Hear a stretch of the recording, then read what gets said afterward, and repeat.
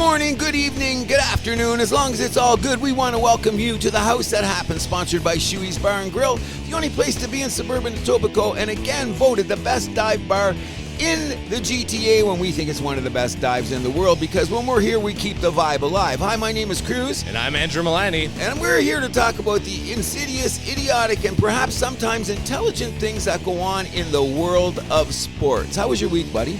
Not bad. I went to that Argos game on Saturday. We'll talk a little bit about that. We will discuss that. There's a lot of crazy things that went on this week in context of a lot of the sports, which we're going to try to get to. I'm glad we're bringing up Formula One because there's a whole bunch of stuff going on there. Yeah. But before we get started, I always had this thing, and maybe you can help me out with it. I was outside the other night, perhaps maybe indulging in something in a smoking a smoking recreational theme? Sure. And we were outside, and I looked across at this dude, and I thought it was a Blue Jay cap, baseball cap. And I looked over, and it was an old school logo on black with a white trim. It was one of the coolest baseball hats of Jays I've seen in a long time. That's cool. Oh, it was very cool. Once we get a video feed, we guys will do an episode about like greatest jerseys and caps and all that. This is good. You're going right down my street. So anyways, his buddy comes out. They looked up the House That Happens. They said they're going to check it out. We were talking sports, and he had a really cool postseason Jays hat. Oh, nice. So he had to play Jays hat. With a little badge on the side. Yeah, the whole thing. That hat was really cool. And I said to them, you know what? I really like it when guys rock hats because they front the teams. And they said, what do you mean? And I go, all the people out there wearing hats, they don't even know what the hat is for. Yeah. Okay, so anyways, at that moment, another guy comes out with a badass, which I hate that team, Boston Red Sox hats on. Yeah. And so the guy goes, let's just ask this guy. And I said, hey, man, are you a Red Sox fan? He goes, no, I just really like the hat. Yeah, there you go.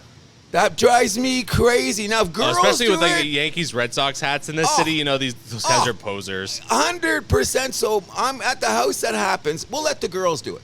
Because my wife she used to wear ball caps a lot. Just take my nice ones, and I'd tell her, if someone asks you, this is what this team represents, because I don't want my girl not knowing what's going on. But it it drives me nuts when I see people, they're just rocking their shit. The Detroit Lions lately have driving me nuts. Oh, no, man. It's just a really nice hat, don't you think? Get out of here. Get out of here. I absolutely. No one says that about the Patriots hat because their logo sucks. But. Okay, but you know what I'm saying? Like, people if you're going to rock a baseball hat, show some support for the team. However, gets back to my other segment, the marketing people must just love that. Oh, of course. You know what I mean? Let's put out six merchandise different sales are like, hey, yes, spiking up. We don't know what they're wearing it for, but it looks good. You know what I mean? Yeah, we bought my sister a Baltimore Orioles hat back in the day because she liked the birds. So okay, but you know, like I said, I'm giving a lot of the women a pass on this, because I've seen girls that wear baseball hats that go with their uniforms. Yeah. Which they have no idea what the team is, but it looks good with the outfit. So I'm going to say, hey, if you're styling with the hat, but if you're a guy and you're out there rocking a hat in Toronto from some country I can't pronounce, and you ain't representing them, fraud. Yep. Fraud. There's another little thing I was thinking about, because it's American Thanksgiving this week, and you know how much I love that, because my beloved Detroit Lions are going to score a win on Thursday. But I was wondering, and I was thinking the other day, because we don't talk about it enough, because a lot of people out there have nothing to do with sports. Okay, we're sports fanatics, we get it. However, I was wondering if these non-sports people understood how many sports foundations are giving money back to communities that we don't even talk about. Such as? PGA Golf Tour, $65 million they gave to enhance underprivileged children. Oh, wow. $65 million. The NFL pours how much money into the military? Oh, yeah. Okay. Oh, yeah. And then we have all the teams that have the cancer research days. Yep. So they're wearing the pink bats, the stuff to represent the people that they fought for and all of that. I just want to shout out to all of these organizations, because I could get the pushback that, it just becomes a business. Okay, I agree. And it probably employs a lot of people. But I think you should take the time, if you don't like sports, when there's some kid that gets a Make-A-Wish, gets to meet Patrick Mahomes or Connor McDavid, or some kid suddenly gets some kind of equipment that he needs home because he's handicapped, or family that's almost homeless gets some money to do things. A lot of this money comes from these sports foundations. And I think sometimes we should shout out to them because of all the negativity that goes along with a lot of stuff. Right. We really should shout it out, don't you think? No, I agree. I actually had a huge argument with my uncle a few weeks ago about something like this, where he was saying that, like, sports teams should not take any part in, like, these social causes, which I think that's absurd. I think if you are whether a sports team, sports organization, you should be involved in the community. Always. Yeah. And even whether during the game, if you want to do military night, whatever night, I mean, go right ahead. Well, and the thing is like you're going to see a lot of kitchens open on Thursday all over America.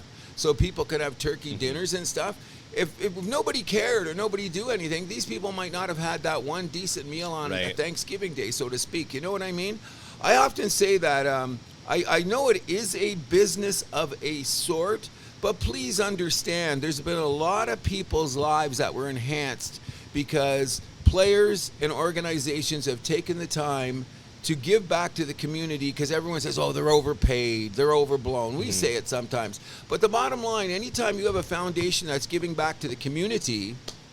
Yeah, agreed. That's a big shot to all of them, and we'll discuss American Thanksgiving very, very soon. But I guess we should get to the meat of our show, and we should start off with a championship that the women's tennis team has brought home. Yes, so the men have the Davis Cup, now the women have the Billie Jean Cup. This was the inaugural edition, and you gotta love it, obviously, because Canada wins the very first one, led by Leila Annie Fernandez. So big congratulations to her. Big congratulations to our ladies in red, of course. Well, the thing about it is that actually this tournament's been in the process of being like a 60-year invitational. Mm-hmm. They just changed the name to the Billie Jean King because she's getting older. She was a great figure in tennis and stuff like that. So they've changed it, but I've actually heard that this type of tournament's going on for about 50 years. I did not know about it. No, neither did I. This is the first time I'm hearing about it, too. But, I mean, gotta love where the results ended up. Canada beat Italy 2-0 in the final. Sorry about your ancestors. That's okay. Yeah. Canada, with Italy, let's not talk about some of their other sports, particularly soccer. Okay. They're struggling to even qualify for the... We didn't qualify for the last few World Cups. Now we're struggling to qualify for the Euro, but... That's not good in Italy. No. I just want to shout out to Leila Fernandez, and I think her name is Maria Kusik. Anyways, if you check the... Eugenie Bouchard was on the team. I think she took a break from pickleball? I think so. I think she was just out there practicing so they have someone to practice with. Because if you look at all the results, it was basically Fernandez and this girl, Stakowski, and Gabriela Drarowski. I wish I could say all your names properly, but they did the mother load of playing the matches. Even though it's a six-team, everybody's got 6 players out there, but 2 of us carried them. And we had a third that came in. Everyone that participated, I want to say congratulations, because Canada's always trying to find a place on the world stage. When you win something this big, it should be honored. Yeah. You know what I mean? What's her name? Who won the U.S. Open? I can never say her name. Bianca Andreescu. Andreescu. She did a big shout-out, and she even wished she could have been there. But in the future, we're going to get to that. You know what I mean? It's nice that she showed her support, 100%. Which you would have to expect. But. Exactly. It was a national story, which was even better. Yep. You know what I mean? So Canada tennis, I mean, we've won the Davis Cup. We've won the Billie Jean Cup now. You got to like that. Yeah, let's keep going forward. Kids, if you're watching, it is a future. However, we've got something else coming up this weekend that we love to talk about on the air, but it's becoming a bit of a cluster something down there in Vegas, where they're having the inaugural Grand Prix running through the streets and by the fountain in Vegas, and we've had some issues. Oh, yeah, I'm sure you heard about free practice 2 yesterday. Carlos Sainz. My God. Yeah, with the cover, the drain cover that was, I guess, like sticking out of the ground. He ran over it, and then the bottom of his car was fucked up. But here's what I don't like. He got a 10-grid drop. That's ridiculous. Can you explain that to me? Like, it's not his fault, but because they didn't... No, that's the whoever did the track. That's F1's fault. It's Vegas's fault. Okay, so now... When they go there, the stewards, they have, like, this is something new I learned about F1. When you bring your car in, it's got to be qualified. So these people come and check it. Yeah, they do the full check, yeah. They full check, and then you're allowed to do, like, say, a certain modification. Yeah. Okay, so everyone knew they were going to do the modifications. The people that are running the Grand Prix screw up. screw up the car, and now this guy gets a 10 grid drop. I don't understand It's ridiculous. I don't understand that either. It makes no sense. First of all, when you're going to have a race of this magnitude in a city of sin, they were very sinful in the way that they did things together for the team, because I didn't hear anybody say anything great about it. I heard the McLaren boys were kind of saying they're liking it, because another issue is going to be, which you mentioned last week, which I find very interesting, the tire situation. Yeah, so it's not going to be as cold as we thought it was going to be initially. Like, they're saying it's going to be like 10, 11 degrees, but I still think that's going to make it the coldest race of the season, Probably. which is still going to be a problem for Pirelli. They're bringing the softest tires there, obviously, to try and mitigate the issue, I guess, but I don't know. It's going to be tough for these teams, especially ones that might have trouble kind of warming the tires up. I heard this is going to actually hurt Red Bull this weekend. That's what I heard too. And Max was saying they've tried 3 different tires. Like, they said they're going to try the soft, and they see because it's like the old saying, rubber to the pavement. Yeah. And he says it's been quite questionable Right. going around the track. I like the track, but I do think it's weird. It's a little straight heavy. I've heard people compare it to Monza, which I just think is ridiculous. Like, don't compare it to one of the greatest F1 tracks. Come on. Well, that's just props for the Americans always saying they're doing great. You know what I mean? But I do see there's some openings where there's going to be like some flat out, let's see who can do what. But what I'm amazed at, it's a couple of the turns, and I think it's like turn 3. Mm-hmm.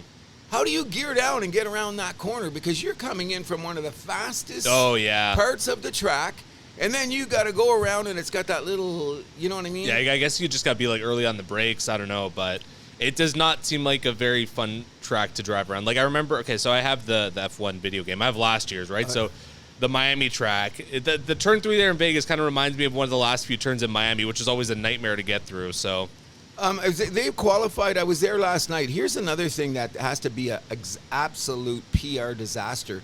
But you heard they let the fans stay out there for 6 hours. And then they said it's canceled and sent everybody home.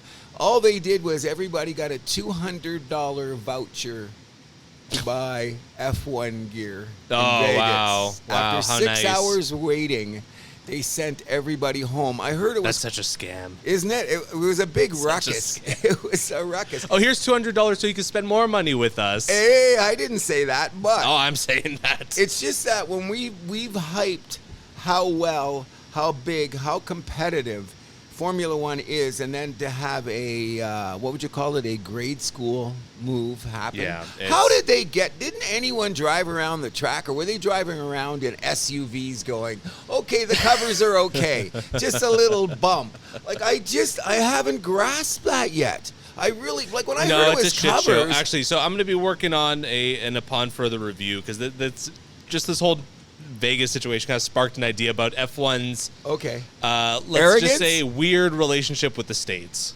Okay. Yeah, so I'm going to be working on that. Hopefully it should be out pretty soon, but that's true. In any event, I don't know who qualified first because it was last night. I haven't watched yet. My prediction going. is I think Ferrari's going to have a strong weekend. I'm predicting a win for Charles Leclerc. Wow. Yeah. And he had a great showing. The last in the practice, his car was flying. Well, the Ferrari car is kind of built to win at Monza. Back to that. So Vegas, a lot of straights. The not so much downforce in terms of the package. So I think it's going to be a strong weekend for Ferrari. Poor Sainz, though. I feel bad for him. Oh, me 10th place too. Grid, even if he qualifies, second or third, he's going to have to start, 12th or 13th, right? So he's got a 10 grid. I'll never understand that as long as I live. However, I haven't watched the qualifying. As soon as the show's over, I'm going to go home and check it out. Yeah, I'm going to check it out, too, when I get home. We're PVR junkies. Good week, and we continue to say our leading candidate for Athlete of the Year may not get the pole position, but Max Verstappen is still the leader in my belief in the Athlete of the Year. Yeah, absolutely. So we mentioned before the Billie Jean Cup. Let's take it back a little bit too to shout out the PWHL, the Professional Women's Hockey League. Training camps open this week for the 6 teams. I hope they get a little more press. Yes, I hope they do. I seen that along the way. What is it at 6 teams? 6 teams. 6 teams. Yeah. I seen the Toronto team getting a little bit of hype. That's which is good. I'm really, what we should do is I hope we take a look, like some rosters, roster situations. Well, that's all available. Yeah, for the that's what roster. I'm just wondering because I guess both of our networks here, they've both been pushing the WNBA recently. Yeah. I hope the PWHL gets even more press than that here. I imagine they're going to be, at least one of them's going to be carrying. I haven't heard too much, anything really about who's going to carry. I think it might be TSN that has the rights. Correct me if I'm wrong, but I hope they give it the press it deserves because I want to see this league succeed. Oh, me too. You know what I mean? As long as it's good competition, you know what I mean? We will try to cover it. We'll let people know. We don't want to kick anything to the curb, especially since we're a hockey-centric country, so to speak. You know what I mean? Sure. However, speaking about things that are centric to our city, I don't know if we should do a eulogy or if we should say, because we haven't been the biggest CFL fans this year. We've been pumping the Argos tires. Sure. What happened, bro? Oh, I think it all just came down to that first drive. So I was, like I said before, I was at the game. I went with a few friends. We had a great time, by the way, despite the loss. Good. Argos, they get the ball first. They're charging the way down. They're like on the 2-yard line or whatever it was. Chad Kelly throws an interception, and that just seemed to set the tone for the entire game. I thought he pressed it after that, and he forced the ball. He forced the ball. That's what I'm saying. He did a few times there, and I think that familiarity breeds contempt at times because it seemed to me a couple of the Alouette corners, they knew where to go on certain throws, especially on second down. In any event, because he threw 4 interceptions and 2 of them were returned for touchdowns. Exactly, and sometimes it looks like he was throwing to the other guy. A couple of them for sure. Okay, like we're just like, where's this guy throwing? Like, I don't know. I think that he trying was to play just hero ball. I don't know. He had some Josh Allen moments where he thought that he had the arm strong enough to get through anything, but we'll get to that later. In any event, it's a very disappointing end to the Argo season, and it might make our year-end list that we've been creating about things that didn't go right for certain teams. However, I mean, Serge won't be happy to hear that, but I mean, how can you not? The truth is the truth. It is. I mean, 16-2. Now, one of my friends actually, Dom. I know you don't want to come on the show, but I mean, you got some great points. You got to come on here eventually. I know you're scared of Cruz. He doesn't bite. Cruz doesn't bite. I guarantee it. Tell him I'm like a pussycat. You heard it here first, Dom. He brought up the point where he thinks it's the combination of resting players and the bye week that really hurt the Argos. I think the bye week made it because you always get out of sync because all these players are in such routines. But the thing, because bye weeks, because you see in the NFL though, when a team comes off a bye week, it usually means that they're going to win though, right? I think it's that combined with the resting. I think it's just too much. You get these guys out of their rhythm, right? Meanwhile, Montreal, they won their last 5 games of the regular season. They came in that game firing hot, and they were talking about the overblown Argos at times, and a couple of those guys were dancing at the end. But it would be remiss of us not to say Winnipeg is back in the Grey Cup. Yeah, Winnipeg versus Montreal. It's going to be tomorrow night. I think I'm actually going to watch that over Sunday Night Football, to be honest, but not only because of the game, but also I want to see that Green Day halftime show. Oh, yeah, that should be fun. In any event, what we should be referencing is now Winnipeg, if they win this Grey Cup, they are a certified dynasty in this age in the CFL. What'll this be? They've made 4 of the last 5 Grey Cups. They've won 2. Yeah, so they won 2019, 2021. Obviously, there was no Grey Cup 2020. Yep. So this is their 4th consecutive Grey Cup, though, that they've been in. That's what I'm saying. This is so 3 of the last 4. That's a dynasty to me. 100%. Big shout out to the Winnipeg Blue Bombers. I also just wanted to say shout out to the province of Quebec. We were there right beside us at the game. They were right beside the Montreal section. Oh, that's fun. Yeah, that's fun. A couple guys came dressed like they were right at GQ. I thought that was funny. Oh, that's Montreal. Yeah, and then a lot of Hamilton fans there just to hate on the Argos. Oh, I can imagine. Oh my God. I can. One of the guys in front of us, he could barely walk by the end of the game. God bless him. Hope he got home safe. And then the funniest was, like, there was one guy there, kind of in our section, Tiger Cats gloves, Tiger Cats cap, or whatever, like toque, Alouettes jersey. So this guy was just like anti-Argos as it comes. I wonder what baseball caps he wears. One other thing before we leave, and good luck to Winnipeg and Montreal, but a big shout out to Burton Cummings of the Guess Who is a Winnipeg native. Oh, yes, he is. Who did an absolutely, because my wife follows him on whatever social media thing. I would never have seen it. My wife didn't show it to him. But he came on, and he's been a Winnipeg, his dad took him to games when he was a kid. Oh, wow. And he did a big shout-out from his L.A. home to the Winnipeg Blue Bombers wearing an old-school Winnipeg jersey. I thought that was kind of neat. That's so let's cool. just hope for a great game. Absolutely. I just hope it's a great game so that we can tell Peter, our guest from last week, how many of those players are going to start in the NFL next year. Just had to take it there. I did. Moving on, MLB, the award winners were just announced throughout this week. Now, we had 2 unanimous MVPs and a unanimous Rookie of the Year. Okay, so congratulations to Shohei Ohtani. And I'm a little shocked that they gave him the MVP, to be honest. we're He going would to have get been to my that. vote. Wouldn't have been my vote. I know he wouldn't have been It yours. wouldn't have been my vote. Not that I'm not saying he's not a great player, because he is. He's generational, or whatever you want to call it. But the guy only played 100 and how many games? Yeah, he missed the last, 2 months of the season, basically? Yeah, his team was horrible. They had no play in running for the playoffs, even though there's extra wild card teams this year. Mm-hmm. Didn't pitch down the stretch, didn't hit down the stretch, and we still gave this guy MVP. Is this because all the press is kissing their ass because they want him to come to their team next year? Now, if you voted for him, there's an argument. I would have given it to Corey Seager. Yeah, because Texas. He would have been my number 2. It would have been number 2. And anyway, when you looked at the results, there was a few people there. But I'm just saying, congratulations to both of them. I would have preferred somebody else over Ohtani. Part of me thinks it could be a little bit of a makeup call too, because he probably should have won MVP last year, honestly, despite Aaron Judge's season. That's what they're saying. Because Ohtani's 2022 was better than his 2021. Exactly. Yeah. So we're going to give it there. Big shout out to the Rookie of the Year. Corbin Carroll was a gimme. Yeah, he was another unanimous one that I alluded to before. 100%. We didn't. Ronald Acuna Jr. unanimous NL MVP. No surprise there. No, we don't have to go on long with that. I was wondering if the 2 Dodgers came in, Mookie Betts and Freddie Freeman came in second and third, and I wondered if they took votes away. But did they come second and third? Second and third. Yeah, so they probably. No, but he got all the first place votes. Yeah, so you can't use that argument. No, so we won't be there. So congratulations to him. I just want to talk about for a second, because I always hate this team, but congratulations to Gunnar Henderson. Yes. For winning the Rookie of the Year. Well deserved on his part. Is this the second Rookie of the Year for Baltimore in 3 years, I believe, or they've had 2 runners up? I would have to check. In any event, if you look at baseball, they should be very happy, okay? First of all, Henderson went from third base to shortstop, which means he had more defensive responsibilities. Sure. And he had a great offensive season.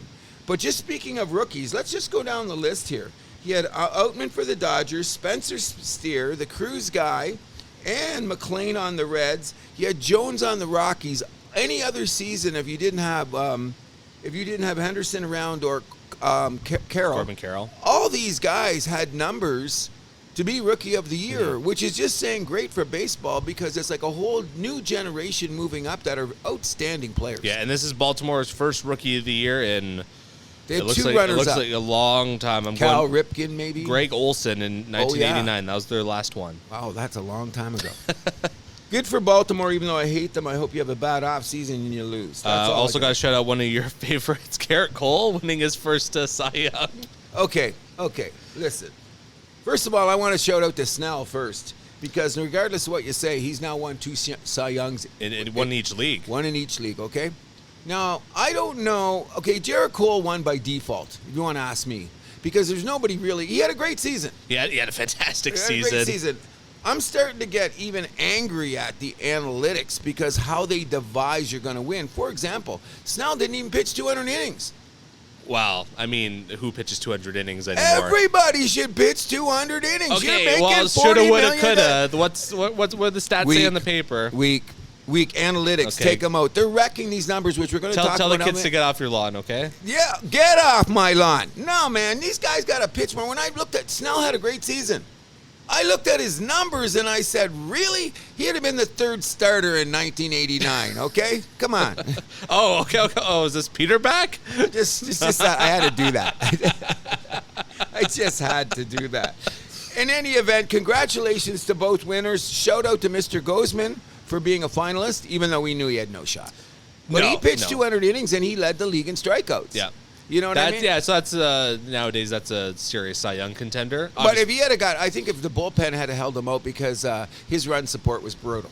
Oh my God, that's been his problem both Okay, seasons so imagine now with if the Blue you Jays. added 4 wins to his thing, I think that he would have given Jarrett Cole a run for his money on the Cy Young. But we'll see next year. We're all bringing it back. We'll see. Also, shout out 3 Blue Jays winning the Gold Glove. Wait, we should do one more thing we should say before we get there. Manager of the Year, Brandon Hyde for the Baltimore Orioles, should be much respected because he's been there 5 years. So let's go back 5 years ago in the first 2 seasons that he had to manage the Baltimore Orioles. Very different squads. I bet you he had some headaches and he had some bad nights of sleeping. So to be able to go 5 years where they fire managers at a drop of a hat lately, that congratulations on him for his endurance and his patience.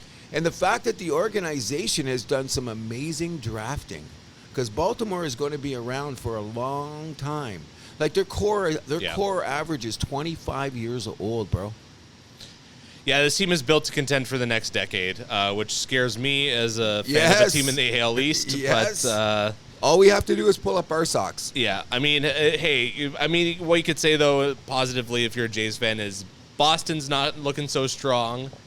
Tampa Bay, I mean, it looks like they had a huge hiccup that they might not be able to recover from. I'm just saying this. I don't know how to take that because all I keep thinking about is 2 years ago, Arizona lost 100 games. 3 years ago, Baltimore lost 100 games. I don't know. Like, I think Toronto, in the market that we should be doing better. But a quick shout-out, too, to Skip Schumacher of the Miami Marlins for winning Manager of the Year, well deserved on a franchise that was getting a shit kicking so bad that Jeter left town, and they still almost got into the playoffs.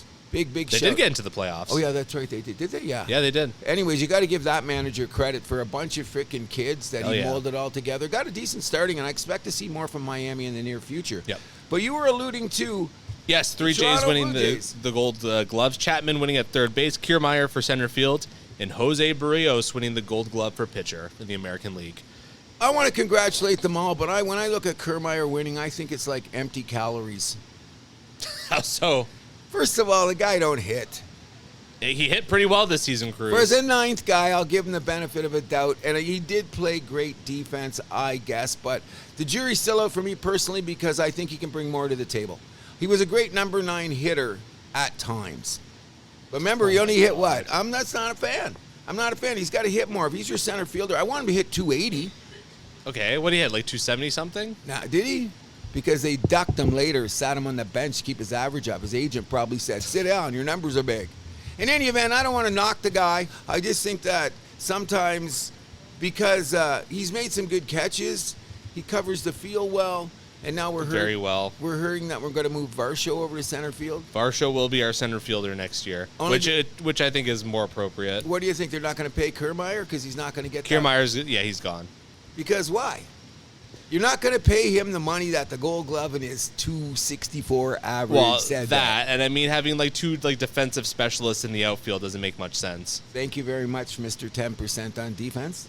Yeah, well, I mean, we need guys that can hit. Okay, so we're not going to go anywhere there. But I just want to say, before we go on, everybody knows that Ohtani is leaving town, the reigning MVP. Well, everyone except for Artie Moreno, apparently. Oh, yeah, he's in there like a dirty shirt. I don't know why. It's like when Tavares was leaving the Islanders and Lou demanded he had a meeting with him, even though he had no shot of signing back in the island. Well, this is what they're saying. So the word around the campfire is there's only 4 teams that Ohtani is taking seriously right now. So let me guess. The Dodgers? Yep.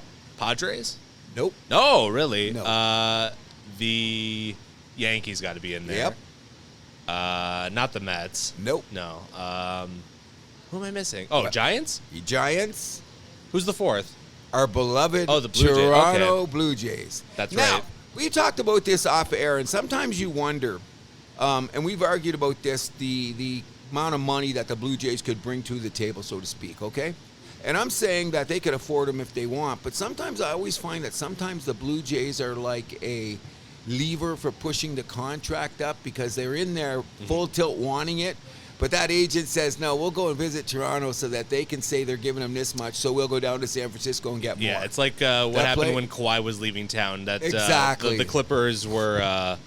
or not even necessarily, whatever. They're like the Raptors were being used as leverage to get the return higher. I think that what a splash it would be if the Blue Jays did sign Ohtani.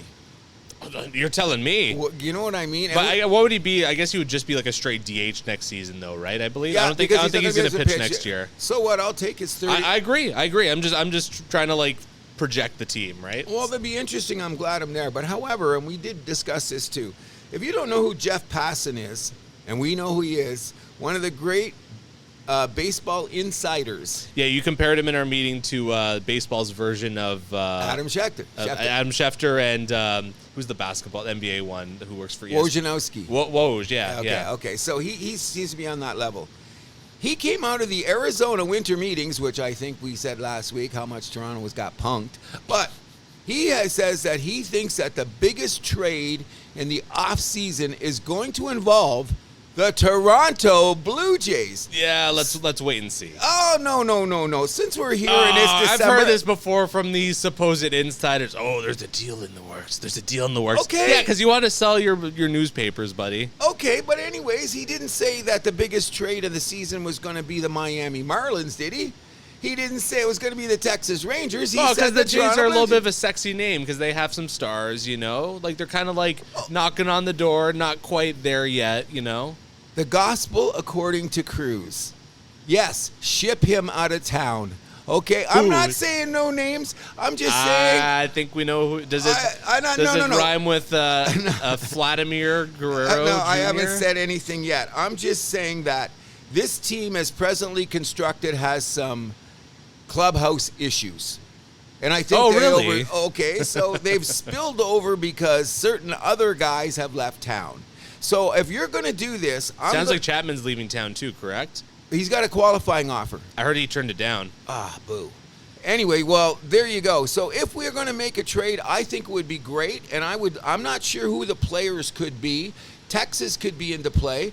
Only because they might lose Montgomery, which I think we should go after because then we'd have a superstar. But we'd have too many pitchers, don't you think, in the mix? I'll take 6 starters that could. But we already have a Tiedemann kind of like knocking on the door, so that's the thing. You don't want you want some space for him to kind of get in there too, right? So ever the big guy that we're going to ship with, we'll add Kikuchi in the package. Oh, okay. And we'll get a power hitter and a starter, like a young power hitter. There's a lot on league. Now that's a gamble.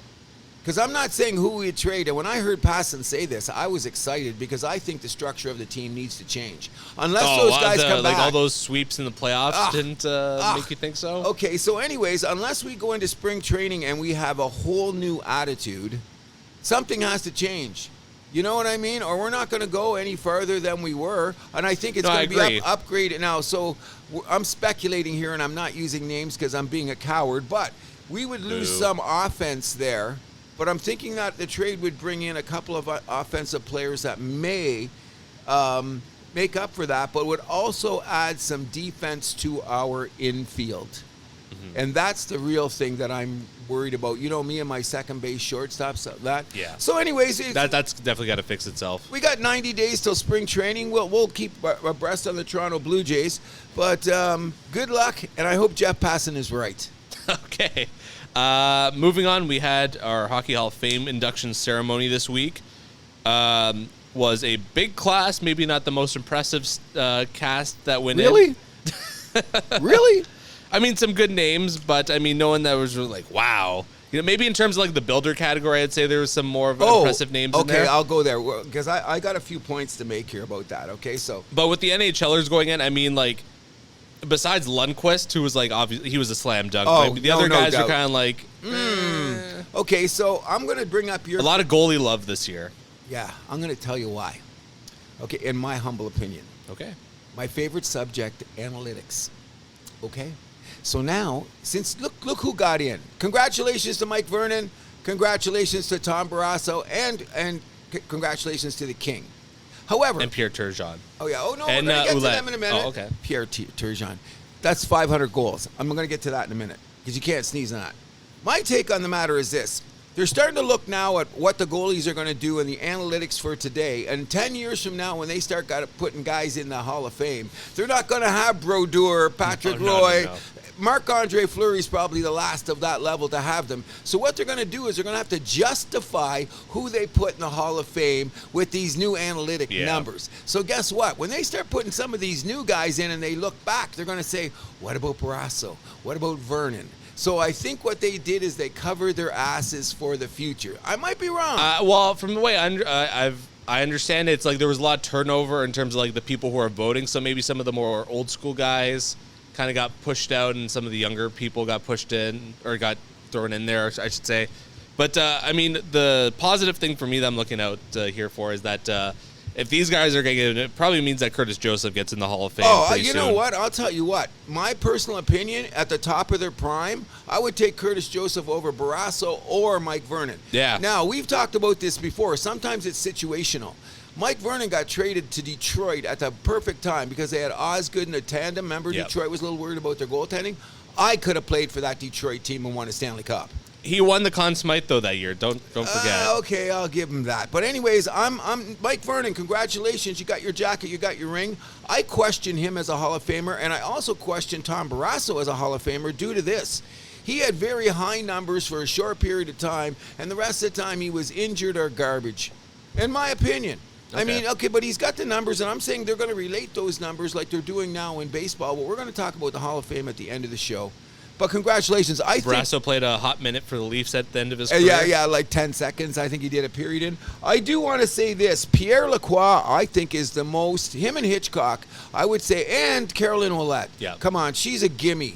And in the men's league, she would be a gimme. Just look at her statistics, the 4 gold medals, the scoring, international reputation. She is a no doubt. I wonder why it took so long, but she just retired a few years ago. I think, right? That's why. So I think this is her first kick at the can. So the door should have just opened and she walked in, as it is. But I find it interesting that one of the guys that got in, I forgot all about him, was Pierre Lacroix. Because he built that Quebec team, which got stolen, and then he went to Colorado, and they won the Cups. But he started that in Quebec City. Yeah, he started building it there. He started building that, and he built a mini dynasty. Yeah, no kidding. So actually, this is a little preview behind the curtain. I'm working on a little Colorado Avalanche documentary about that dynasty. Oh. And really, I think I'm going to begin it with the 93 season, because that's where things really began after that Eric Lindros trade. That's where, the big haul came in. That's what really shaped that dynasty, and that was all him. Oh, of course it was. And not only that, who he got afterwards, and he knew about the turmoil in Montreal, and he knew Mario Tremblay was an idiot. He's that there the meme with the guy with the yellow jacket licking his lips. Oh, yeah. He's looking over at Montreal, and first of all, he knows, well, we can't we get rid of Patrick Roy. That Quebec goes up a step. Yeah. Okay, so he just pulled him on. Well, he was in Colorado. Yeah, at the they time. were in Colorado already. But I mean, my point being is that he's seen enough of Patrick Roy in Quebec to know this is the guy. So, those are 2 trades that are interesting that you brought up, the Lindros trade, because sometimes people say who won the trade. I'm saying Colorado because they got the rings. Well, I mean, you look at it, but they got Peter Forsberg out of the trade. Oh, number one. Mike Ricci came from that trade. Mike Ricci, and I think a goalie too, didn't they? Let's see. They got Ron Hextall, who was big for the 93 team that I mentioned before. Yep. And they have a few first-round picks, and I think a couple of those ended up being used in the Patrick Waugh deal. Yes. So it was all good there. So Colorado wins that trade hands down. So big congratulations to Pierre Lacroix, who I've had no qualms, no questions about that. Just like you can't question Ken Hitchcock's. No. First of all, his longevity, the success he's brought. I've never heard anyone say a bad thing about Ken Hitchcock, and he's 20 years in NHL, and he was a hard ass coach too. I was just gonna say that, considering that he was principal of the old school. Yeah. But I've never heard anything bad. I heard sometimes he cracked down on guys, but I've also heard it's not that they didn't deserve it. No, I've heard he's a fair guy when it comes to that. I mean, I used to hate him when he was coach of Philly when they were beating the Leafs in the playoffs back in the day. But I thought that would have been another ring for him because I thought that Philly team was good enough. They just couldn't get over the hump because his only ring was with the Stars. Yep, which was a great team. Those were great Dallas teams. A great team, which maybe should win more. But big shout out to the whole 2 finals for Dallas. Yep. The whole Hall of Fame class this year. The one guy that I didn't really pump his tires, and it's an analytics thing too, Pierre Turgeon did score 500 goals. And he was the highest scoring player not in the Hall of Fame. Exactly. Yeah. So we had to put him in. But I remember, and I want to shout out to James Kettleworth, my boss at work, who when he started many years as a kid, and he's a diehard Habs fan, Pierre Turgeon, was so happy when the Habs got him. Honestly, I was excited too. What were the results?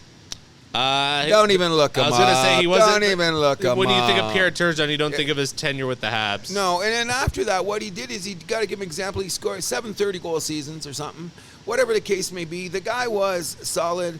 I'm just saying, once again, it comes down to analytics. You know what I mean? That he got in, like you said, the highest scoring guy, not in the end. And the analytics say you got to put him in. He was never a leader. No. He had a captain on his shirt. I don't know why. What was he leading? With what team? Montreal, I think. He was captain of Montreal? I believe so. Really? He was given, that big ceremony at the end of the season, and Rocket Richard was still alive, so you got the Rocket Richard, the John Beliveau, Yvonne Cormier to Schmuck. Nothing against Pierre Turgeon. He just didn't do nothing for us, and congratulations on his entry into the Hockey Hall of Fame. And since we're speaking of hockey, bro. Oh, yes. Man, that thing. Okay, let's discuss it since we didn't do a show since last Thursday, which is about 10 days ago. Was it Thursday or Friday? Either way. Either way. Okay, whatever the case may be. Could have been a Friday. We have to talk about, because we're here at the House That Happens, only in Etobicoke, Shuey's Bar and Grill, GTA and everything Leafs. Even though this is the Habs bar, but whatever. Okay, well, we're going to get to that in a bit. The Leafs are on a 4-game winning streak. Yes. I mean, quite an impressive... I mean, the Calgary game wasn't that impressive. They kind of just squeaked by. But that hung hollow to dry again. But, yeah, that's true. But that Vancouver game... Domination. And we're going to get to Vancouver, but that's what we both talked about on the last show, that we both, when we get our picks, we both predicted that Toronto, for some reason, would get up against Vancouver, which they did. I thought it was one of their best games of the year. It might have been their best game of the year, honestly. That's what I'm saying, Dave, on both ends, which now gets us to the situation where one of my predictions is not going to quite come into fruition right away, and that's the fact that I think the Leafs are going to go with a tandem. I think it'll be every other game. I remember the last show. That's the way to go. I was screaming for Wall to play 6 in a row. I don't think he's going to get that. No. Samsonov looked very good against Detroit yesterday in the game because they were down 2-0, remember? And the Leafs fought back. Yeah, so I wasn't watching the game because it was on at 2 o'clock. So, but we had it on. We had it on at the radio at work. So, and I caught the highlights too. But very fast-paced game. What do you think? The first period, no scoring. What do you? I thought it was first of all, the Leafs were spending so much time having a good time with the Nylander thing. Sundin came in. Yeah. Did the opening lineup. Everybody's family was there. Matthews alluded to the part of the first interview about, we're having a good time in Sweden. Okay, so I thought... I know that everyone's making a big deal about Nylander's grandmother, too. There's a show in Toronto, I'm not going to say what.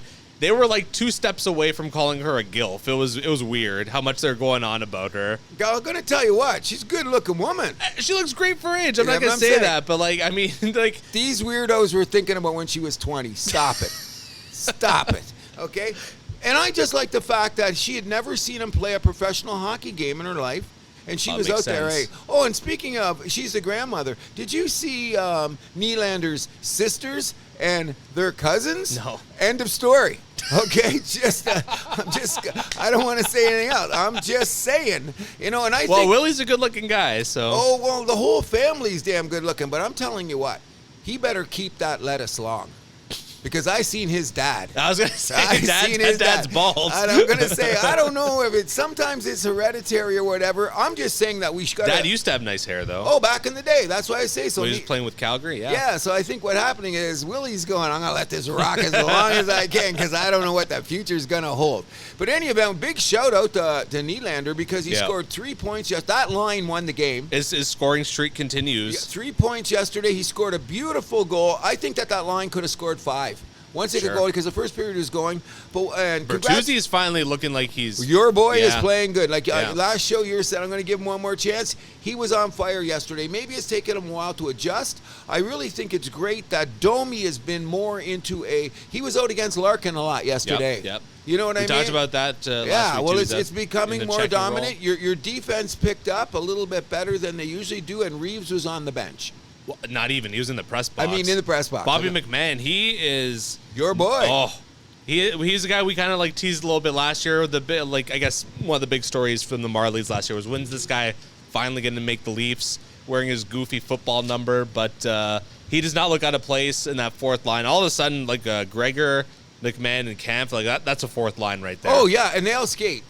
Exactly. They check like crazy. But I want to know this, okay? I don't want to rain on the Toronto Maple Leafs parade. Yeah, you do. Stop it. I want to know, this is how much juice the Toronto Maple Leafs got. First of all, it's the first time they've ever gone overseas, which how many teams have gone overseas? A lot, yeah. Okay, so apparently, like, I know during the Brian Burke era, they were trying to get the Leafs to do it, and Burke was just shut it down every time. Of course, yeah. Okay, that's the juice. Now, I'm going to tell you why I think the Leafs have got juice. First of all, I appreciate the fact that they went over there because they were previewing the opening of the Boreas Salming Memorial movie in Sweden. Yeah, the docuseries. The docuseries. Yeah. Okay, so that's great. And a lot of ex-Swedish players were in the crowd that played for everybody, so to speak. And we do know this. It's an argument about who's the most popular NHL team in Sweden. I would imagine to be the Leafs. And Detroit, because of Election Day, they say that those two are them, which was great for marketing, that the Swedish crowd was very, very happy to have Toronto play in Detroit. Yep. In that weird... Well, the history of Swedes in the NHL, that's the Leafs. That's the Leafs. Okay. So let's let's peel back the onion on this Leaf bullshit. Okay. They fly there. Yeah. Look at the advantages they have. First of all, they played yesterday. Oh, guess what? Both games are away games for the Leafs because, first of all, the Leafs said, we ain't giving up a home gate to you schmucks. So they're visiting. It could be a deal with the arena, too, because I know the Rangers, they have a deal with MSG where all 41 home games have to be played at MSG for the Rangers. So it might be a similar thing there. Oh, the Leafs must have that because they're not going to give up two gates. No. Okay, so you give 2 Even like, remember the outdoor game in Buffalo? Who was at home, or for Hamilton, who was at a home game for? Buffalo. Okay, so that's what I'm getting at. The Leafs got more juice than you imagine. So they should. Oh, stop it. How do you get most valuable team in hockey? We all saw the rankings. Stop it. Here's what's pissing me off. So they played Detroit. Yes. Detroit was on a back-to-back. Okay, Minnesota plays Ottawa today. Yep. And then tomorrow, who do they have to play? They got to play the Leafs. On a back-to-back. Oh, wah, boo-hoo. Okay, so the Leafs go over there. They don't have to give up a home ticket. They don't have to play back-to-back. And the Swedish crowd is feeding them grapes off leaves. Toronto got away with murder in this deal, and the team is hot, and Minnesota's just trying to get their stuff together. So they're going to come home like conquering heroes. And I shouldn't say this. I hope Minnesota beats them 6-0. No, I don't. Wall's going to be in the net, and I'm a fan of Wall. But if Wall, if you have your one bad game, I would love to see it tomorrow. So, Mr. Milani, you are my friend. You are my partner. We're doing well. I'm not cheering for your team tomorrow to get away with that bullshit. Oh, come on. You knew if this was the Habs in this situation, it would be the exact same thing. We would have been fair. No, they would not be. We would have been. Who says? We don't know. But in any event, Toronto... When you have a team like this with this much pull, like the Leafs, like the Habs, like the Rangers... But you know what? Here's another thing that I don't think is fair. I grew up in South Windsor. Sure. So if you go from London to Windsor, there's all over Ontario, but Toronto's got a mad following. Like, I've been to the old Olympia, and I've been to the Joe to watch the Leafs at the Olympia, and that's a long time ago, well before you were born. You know what I mean? I might have been a virgin then. I don't know. But go there, and you'd go to the Joe, or you'd go to the Olympia, and that Go Leafs chant was huge. Oh, Leafs own Ontario. Okay, so let's talk about this.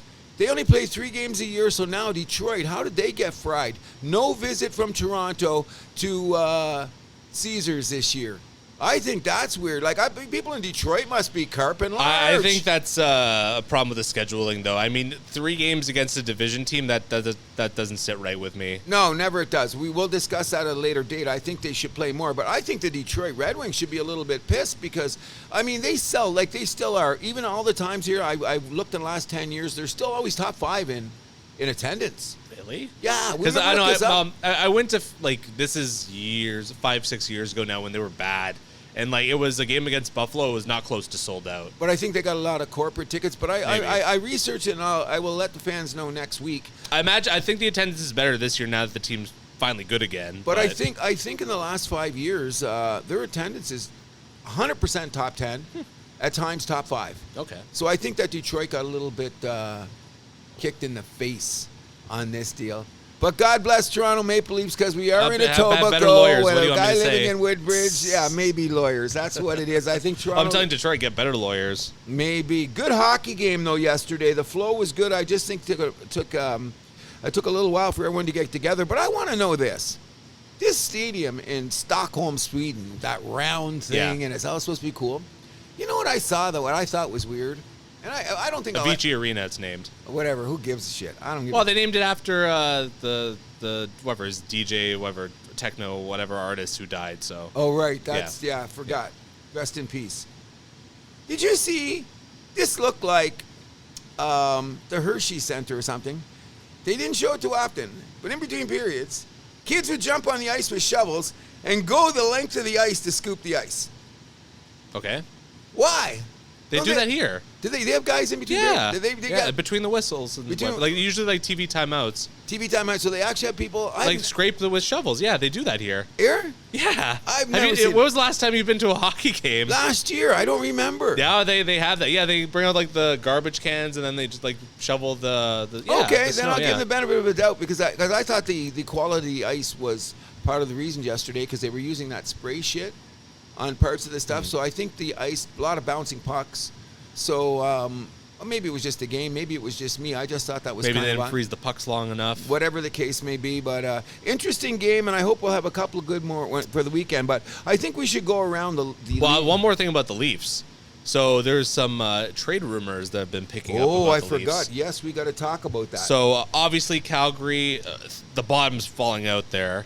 We all know about Zadorov and the agent thing that happened there when they were in Toronto. Well, that's why I hate agents. You're a scumbag, buddy. Your team's in trouble. You land in Toronto. You're coming out of Pearson and saying, hey, my guy wants to come to Toronto. We didn't hear a word about that until the guy lands in Toronto at a time when there was a turmoil amongst the Toronto team. Yep. And I did mention that game that... The Calgary team. The Calgary team, that they were the wounded bear. Be careful of them on Friday night. And that was a dogfight in the end. Absolutely. And then I know in Calgary, a lot of players in the dressing room apparently are really upset by the Zadorov comments.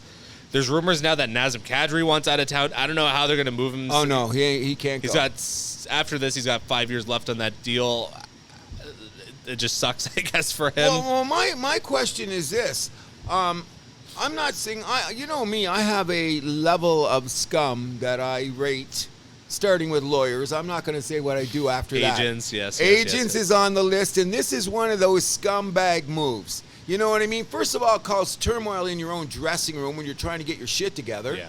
And you got the Leafs looking over there asking they're looking like Coyote thinking he's going to get the Roadrunner. But I think it would be a good move for Toronto. I'm just wondering, what's your opinion? What would they give up? Well, Ryan Reeves? So, yeah, right. So the rumor is that Toronto is, there's a bunch of teams in on these players. So from what I hear, it's Toronto, Vancouver, I've heard the Islanders, I can't remember who the other team is now, but there's a few teams kind of circling, trying to get these defensemen from Calgary. But the big ones that the Leafs are after are Chris Tanev and Nikita Zadorov. Hanifin, I think, is available as well. I don't think the Leafs are going to be in on him. That's the guy from Anaheim, right? No, he was the one that Carolina drafted him. So we got the guy from Calgary, and they both have the T names. What's the other guy's name again? Tanev and Zadorov. Oh, it's Zadorov. Where's Zadorov from? He's Russian. But who's he play for?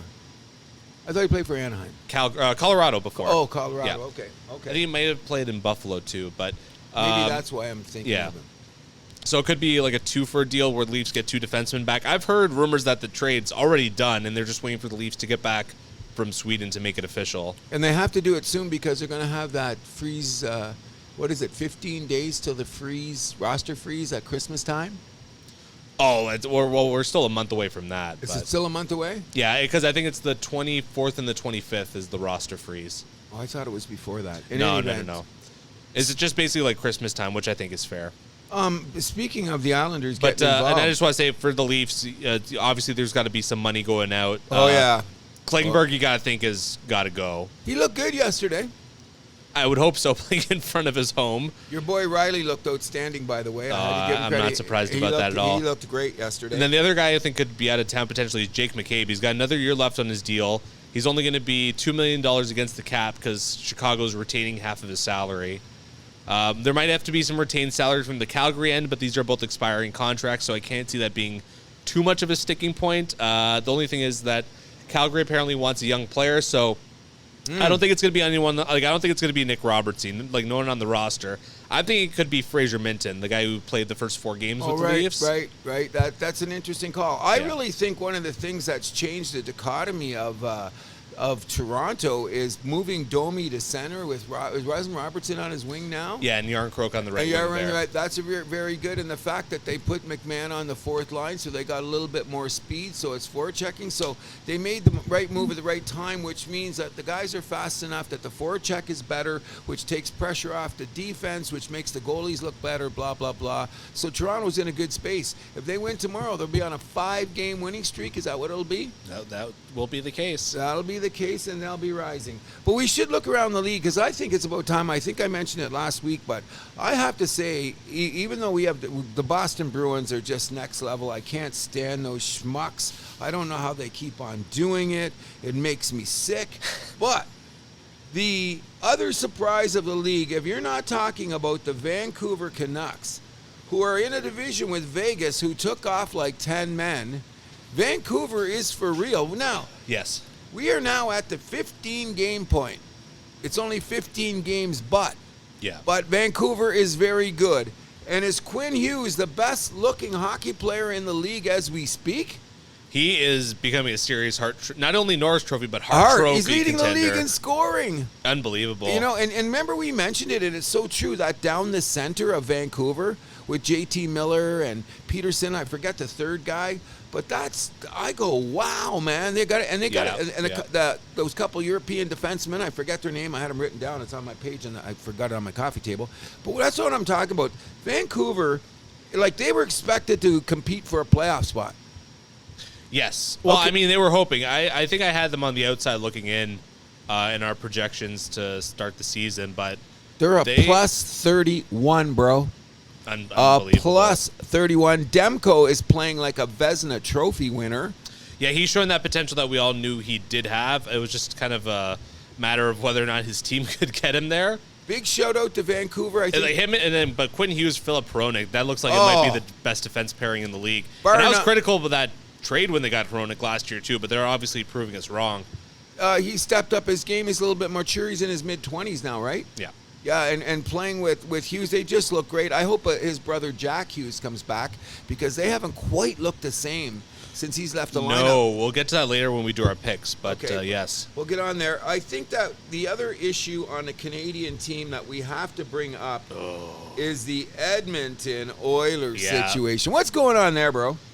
McDavid's the new is the LeBron of hockey. No, that's what Instagram was, or the internet as a whole, I guess, was saying. But I don't know if you saw after they lost to San Jose. Did you see the clip of Woodcroft and who was the assistant? He used to play in the league. He did. He was a defenseman. Yeah, Manson. Yeah. If you read his Woodcroft's lips after that, he goes, "That's it," and then Manson's just like, "Yep." As they're walking off the ice. Well, they got to smell it coming, but here's... They got one more game, I guess, to finish the road trip, which I know a lot of people were critical of. I don't quite know what to make of that, to be honest. I mean, it's a bit of an awkward situation to fire the guy. Although the Leafs did it to Babcock. They fired him after Vegas, and then Sheldon Keefe's first game was in Arizona. Well, but, I mean, I guess the Oilers don't have Leafs money, so... No. And the coach they hired, he was coach of Hartford in the AHL, so that might have been an issue too, getting him from Hartford to the West Coast in that time, but I digress. Well, I'm looking at it this way. Edmonton has won 3 in a row. Yes. Okay. But here's what the big scuttlebutt is, okay? They brought in the new coach, I forget his name, who was obviously got a long trail with Mr. McDavid. Yes, he does. And just like the CEO, just like okay. a player that they signed for him this year. Okay, so they've got 3 guys in the house because, listen, I'm going to make McDavid as happy as he wants. That's what you got to look at because this is a long-term thing. Sure. But the interesting part of it to me, which I heard is what they say is going to screw things up, and I totally disagree, is making Paul Coffey the assistant coach when he's also, advisor to the owner. Yeah, this just feels like typical Edmonton old boys club at its worst. No, wait, okay? I think Edmonton's going to come all the way back and make the playoffs. I think they're too good not to. However, I tend to agree. Okay, so who signs the checks? Well, the owner. Okay, so that's an easy pick here, right? I think I need a shower. I'm starting to smell. Anyways, it might be from this place as well. By the way, my friends gave me shit last week for not saying what happened here. There was a fire here at Shoey's. Okay, and they're cleaning it up, and we're going to have a grand reopening, and we expect all you people to show up. How's that? In any event, I think it's an interesting thing to put Paul Coffey on the bench in this way. First of all, he's a very smart hockey guy. Sure. Okay, so now they're going to say, well, that's going to undermine the coach. I'm saying no. He's answering to the guy that signs the check. And Coffey's been in enough dressing rooms. Look, he played for Pittsburgh. He played for Detroit. He played for Edmonton, okay? Yep. He played with a lot of great hockey players. So when he's sitting on the bench, he can feel what these players are doing. So when the coach is going to say one thing or whatever, he's going to back to the owner and say, don't sign that guy.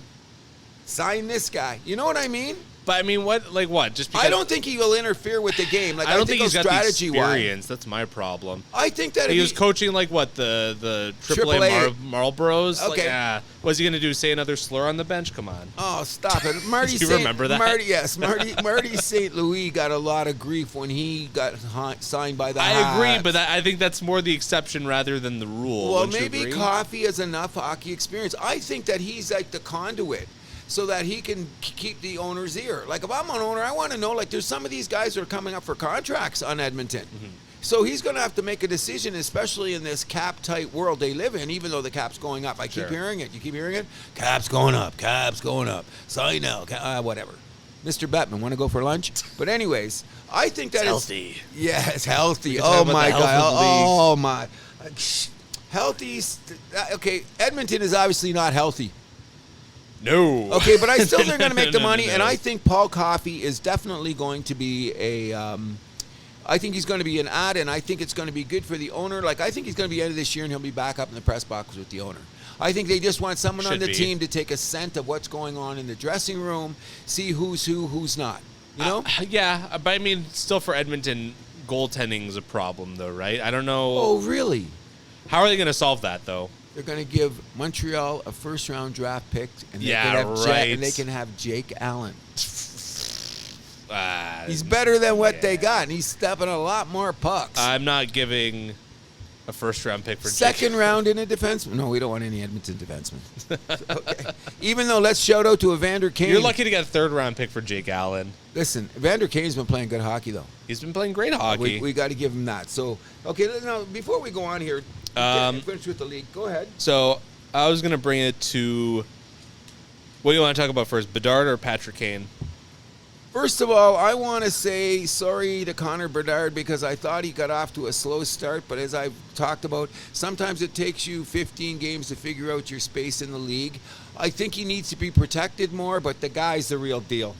The guy is... I mean, it doesn't hurt that... I mean, it doesn't help, I should say, that the guy who they got to be his line mate has been hurt this year. That's true, too. Like, if you look at his first line, it's me and you. Foligno's playing the left wing on that top line. Like, come on, bro. Well, you know why he's out there? He's protecting Bedard. Sure. Because, a couple guys tried to rub him out early. Now Foligno's just getting in there and going nice. Which told me about a thing is we did not bring up about the Toronto Maple Leafs very quickly. Leading the league in instigator penalties since the Marchand thing. Giordano dropped the gloves against Vancouver. That was awesome. He threw a guy to he WWE'd a guy yesterday, which was cool because he went and made a cuff at Samsonov. But that's enough about the Leafs. The bottom line is Connor Bedard has looked absolutely amazing, and I think that Foligno on the line is very valuable to him because between him and Corey Perry, anyone goes near Bedard now. you're dead. And they have to do that because the first couple games he was getting muscled off the puck. And because he's not a big guy, but look, he's my height, but he's 185 pounds of Sidney Crosby legs. Sure. You know what I mean? So I was talking about Wembanyama maybe being a little bit more in the highlight because maybe that's American right now. But I would say as of 15, Wembanyama has only been 10 games in. On a par, I think they're about equal level as phenoms that are coming in the league. They're showing. I thought Wembanyama was a little bit ahead of Bedard. I'm gonna push back on that and say no. Bedard's amazing. No, he's had some just spectacularly amazing goals they scored. The one against Florida, I think, was where he just ridiculous. His body language is showing I'm going for the pass. Top corner. Right over Bobrovsky's shoulder, his head, whatever it was. And the release. It was the release that got me. Before Bobrovsky blinked, it was in the net. He did that quick little head turn, too. That was fantastic. Moving. He was on his skates going. You know what I mean? So add all that up. I don't think Chicago is going anywhere this year, but I turned them on every game. They played a great game against Tampa Bay the other night. Did. Really, really good game. They did win in the end, and I think the reason they won is because they're big, which wants me to shout out all the teams that are leading the division. If you look at them, New York, Boston, Dallas, and Vegas. Just go look at their third and fourth lines. Sure. All four. Vegas has got a formula going here. Yeah. You're talking about center down there, but I looked at Vegas. I think I text you. Vegas big against Montreal. Yeah. Which gets us to, you know, at the house that happens, we keep tabs on the Habs. Bro, you got to give us a little credit at 15 games in. You had us in the cellar. You had us on the corner in the recycle bin when the garbage truck was coming down the street. Okay? And I'll stick to that. I mean, I said you were going to be last in the division, and guess what? You're 2 points out of last. Okay, but we're not bad though. We're just a game under 500. Minus 11 goal differential. And we got blown out a couple times, but okay, we just beat in the last week. 3-game losing streak. Stop it. 3-6-1 your last 10. Okay, just wait. Give us a little time. We're going to win tonight. Don't be mean to Give my you guy. time so what? You could lose more games? Stop it. Leave me alone. Okay? Now wait a second here. We played Vegas hard. Okay? And then did you see the penalty on Gallagher? 4 minutes left in the game. He went to lift the guy's stick. The guy fell down. His stick hit the face. I can't dispute it because you got to call that all time for safety. So what do you think would happen if you're in Vegas or you're in Montreal and the score is 4-4 with 4 minutes left and Vegas is going to have a power play for the rest of the game? You sound like me 10 years ago talking about the Leafs. Well, no. It was a great game. Gallagher has been a resurgence.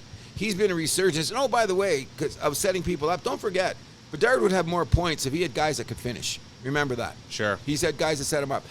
That gets back to the Montreal Canadian problem. I'm going to tell you right here. I'm really glad, boys. Keep digging. We're one of the most entertaining. I hear it on NHL Network. They say, regardless of what Montreal Canadiens, that we all, except when we got a couple blowouts, our games are entertaining because Martin St. Louis, if you don't play hard, you go to the bench. Right. You know what I mean? And then we had our guy from Finland. I can't even say his name. Why has he been on the bench all this time? Eulin, how do you say his name? I don't know. Remember I talked to you, I couldn't even say his name right. Scored 2 goals against Vegas. He looked like $1 million. Keep him in the lineup. Oh, yeah, Jesse Yolnin. How many games has he played? 6? Let's pull up his page. Yeah, he just got called up, didn't he? Yeah, he just got called up. He looks great. He's speed on the team, but it's unfortunate that the penalty had to be called at that time, but I can't dispute He's got 10 games. Oh, he's got 10 now? 3 goals in those 10 games, plus 1. But he hasn't played the first few games, and he was getting like 8 minutes in the beginning, but he looked good the other night. In any event, I'm not saying that we're going to make the playoffs. I'm just glad that we're highly competitive. You know what? We're giving it a show, but we got to do something about the 3-goalie system. Now, I don't like it, but if any of those goalies are starting a game, I'm not afraid. Okay. I'm not afraid. They all play. Primo played great. You guys got to make a decision of which 2 it's going to be in the end. Oh, yeah. We better do it by Christmas time. Someone's feelings are going to be hurt, but I don't think that's going to happen. I don't either. I think you guys are going to wait till the new year, which I'm not sure about that strategy. And then we'll be too far behind, so the guys that we get, we're not going to be any good till next year. So I hope it's not a write-off season, but that's the way it goes. Anything else you want to talk about hockey? Patrick Kane. So it's rumored that he's close to a decision. It looks like it's going to be Buffalo since they have the most cap space. So he's just a greedy fly. What? He's a greedy fly then, isn't he? Well, he's not going to take a league min deal, and like what I told you in the pre-show meeting, he's not eligible for Matt Duchene. He's not eligible for. Matt Duchene's still getting $3 million. Oh, he's getting yeah, $3 million? Which is what, from what I hear, Kane's looking for something in the neighborhood of $3 to $4 million, which is fair. And he's not, since he's not, okay, so he's 35, or he's going to be 35 soon, whatever it is. And he doesn't care if he wins a cup. No. But the point is with the contracts, so that the 35 plus contracts, you can you're eligible for bonuses. But because Kane wasn't 35 on July 1st, he won't be eligible for bonuses to be worked into his contract. I heard a couple of teams said they're going to start the bonuses next year. They'll sign him for a league minimum, and then next year they'll give him the bonus. Oh, I think that's against the CBA. Well, no, once you get to July 1st, they'll kick it in then. What do you mean you'll kick it in then? Okay, so he signs for 1 year. No, but that doesn't make any sense though, because like you're just gonna like what? So you're just gonna sign for like a full amount next year then? Yeah, so you make a backdoor deal. That sounds like something that the league would investigate. That seems I don't know. That's some sneaky business. I think it's very sneaky, but when I heard it when it first came up, I'm watching too much NHL I don't Network. think so. Because let's be real, he's not coming to Leafs. I heard that. No, that's done. That's dead in the water, I believe too. And he's not going to go to Colorado. That's dead in the water. And he's not going to go to. I think Dallas was another team that kicked his tires. None of them want to pay him that much. Listen, what has the guy got to do? I think he's just feathering his nest because he's got 3 rings. Yeah. He's a bit of a bitch. He just wants more money. What else? Like, what's he going to do? He'll go to Buffalo, his hometown. He'll have wings every night, know all the girls in the neighborhood. He's going to have a good time. Just don't come to Montreal. That's all I'm saying. I don't think he's signing in Montreal. I think you're good. Patrick Kane's a Hall of Famer, isn't he? Of course he's a Hall of Famer. He's a Hall of Famer, though, right?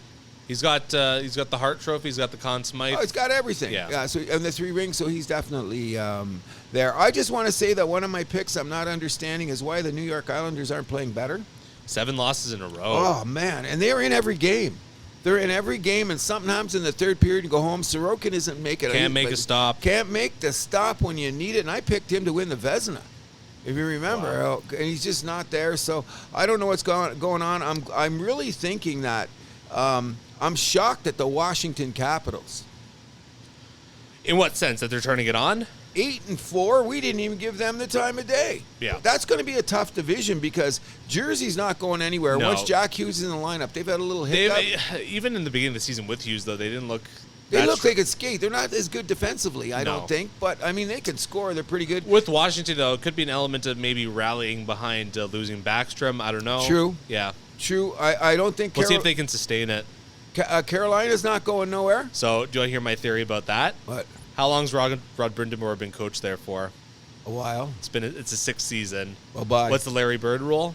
6 seasons. They Well, don't the listen to you last, anymore. it was like 3 or 4, wasn't it? They don't listen to you anymore. Because Jordan Stahl said something, too, where, like, the players haven't totally bought in, so... They've been playing better of late. Yes, but I think this could be... I'm going to bet this is going to be Rod's last season in Carolina, unfortunately. I think he's going to land on his feet. I think he's going to get another coaching job easy, but I think this is going to be the end of the road for Rod in Carolina, unfortunately. Well, I think before we leave hockey really quickly, I got to say this. I do have to give Batman credit on this. The hype on games in these states has been... Healthy? Healthy. Healthy. Oh, fighting is healthy. Shut up, Batman. But in any event, the quality of the games has been much better. And if you were to watch the average NHL game, it'll be more entertaining than watching the average NBA game, which we should just jump right into. No. Well, first of all, one more thing for hockey. So, obviously, the Adam Johnson incident we mentioned in England. Matt Pelgrave, who killed him, he got arrested and was released on bail.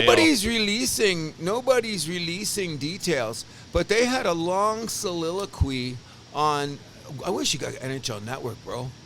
I wish we had it here in Canada. I watch it too much. It just stays on a screen. Anytime I turn it up, there is nobody's saying it, but there's a lot of innuendo that this was a malicious intent, which blows my mind. I didn't want to rewatch that video too much. But I don't want to watch it at all. There's been talk of a kicking motion in there. It didn't look like that when I watched it, but I mean, I didn't pay too much. There was history with these two in previous games. That's the scuttlebutt. Nobody. You don't like to hear that. Nobody's saying it's all innuendo right now. Yeah. But as you like to say, where there's smoke, that's fire. They wouldn't freaking just arrest this guy, or are they just making it so they're saying, like, overbearing? I can't see them doing this because a lot of guys get hit with skates and nobody gets charged. It's a dangerous game. But there's something funny about this issue, don't you think? Yeah, it certainly looks. I mean, And a man lost his life. Yeah. That's the sad part. The man lost his life. We'll keep our eye on that issue anyway. Absolutely. So you want to go right to our Saturday night picks? Oh, right. How can we do that? First of all, we have to realize that if you're gambling on hockey and you're coming to the house that happens, protect your mortgage. Especially when it comes to my picks. I wouldn't, shit happens. So as we said last week, let's take a look at the scoreboard, Mr. Milani. Yes, I was 4 for 12. You were, I believe you were 1-6. Hold on. 1, 2, 3, 4, 5, 6. And I took the Habs. So, no, you were 7 for 12. Oh yeah, 7. Yeah, okay. That's still nothing to write home about. I would have been a Snell. I would have been a Snell pitcher in 1994. Listen. That's all I have to say. Okay. So we'll move on to our picks this week. Okay. First of all, we're back in Sweden. Yes. For Minnesota versus Ottawa. I think Ottawa's going to be a little burnt out, Oh. having to deal with that whole Leafs bullshit. So I'm taking Mini. Should be a good game. I'm taking Ottawa. Okay, this way. This is a game I really hated to pick. We have two strong team against a hot team, Vegas at Philly this afternoon. I took Vegas. I took Vegas too because I think Philly's pretenders. Too bad their goalie hasn't been holding up, right? Yeah, unfortunately, but Philly's hot, so yeah, it's a surprise. We'll see. And it's home, and I think it's an afternoon game, 4 o'clock, isn't it? Earlier than that, I think. Either way. Chicago at Nashville. I took Nashville just because they're the home team. Simple as that. Exactly. I'm doing it the same. We're on a roll here. I'll take the Predators too. Who've been playing up and down hockey. Yeah. Looking good. Bad game good. So we'll see down the road. Edmonton at Tampa Bay. Maybe the game of the day. I'm looking forward to that one. Now, I just feel bad for the people in Edmonton who are just screwed for this one because they put it like an afternoon game in Tampa. That always kind of rubs me the wrong way when you got a West Coast team visiting. Well, Tampa got a little thing. So the game's at 1 o'clock too, right? Or 2 o'clock. It's like mid-afternoon or something. ESPN 2 prime game. I'm taking, I don't know.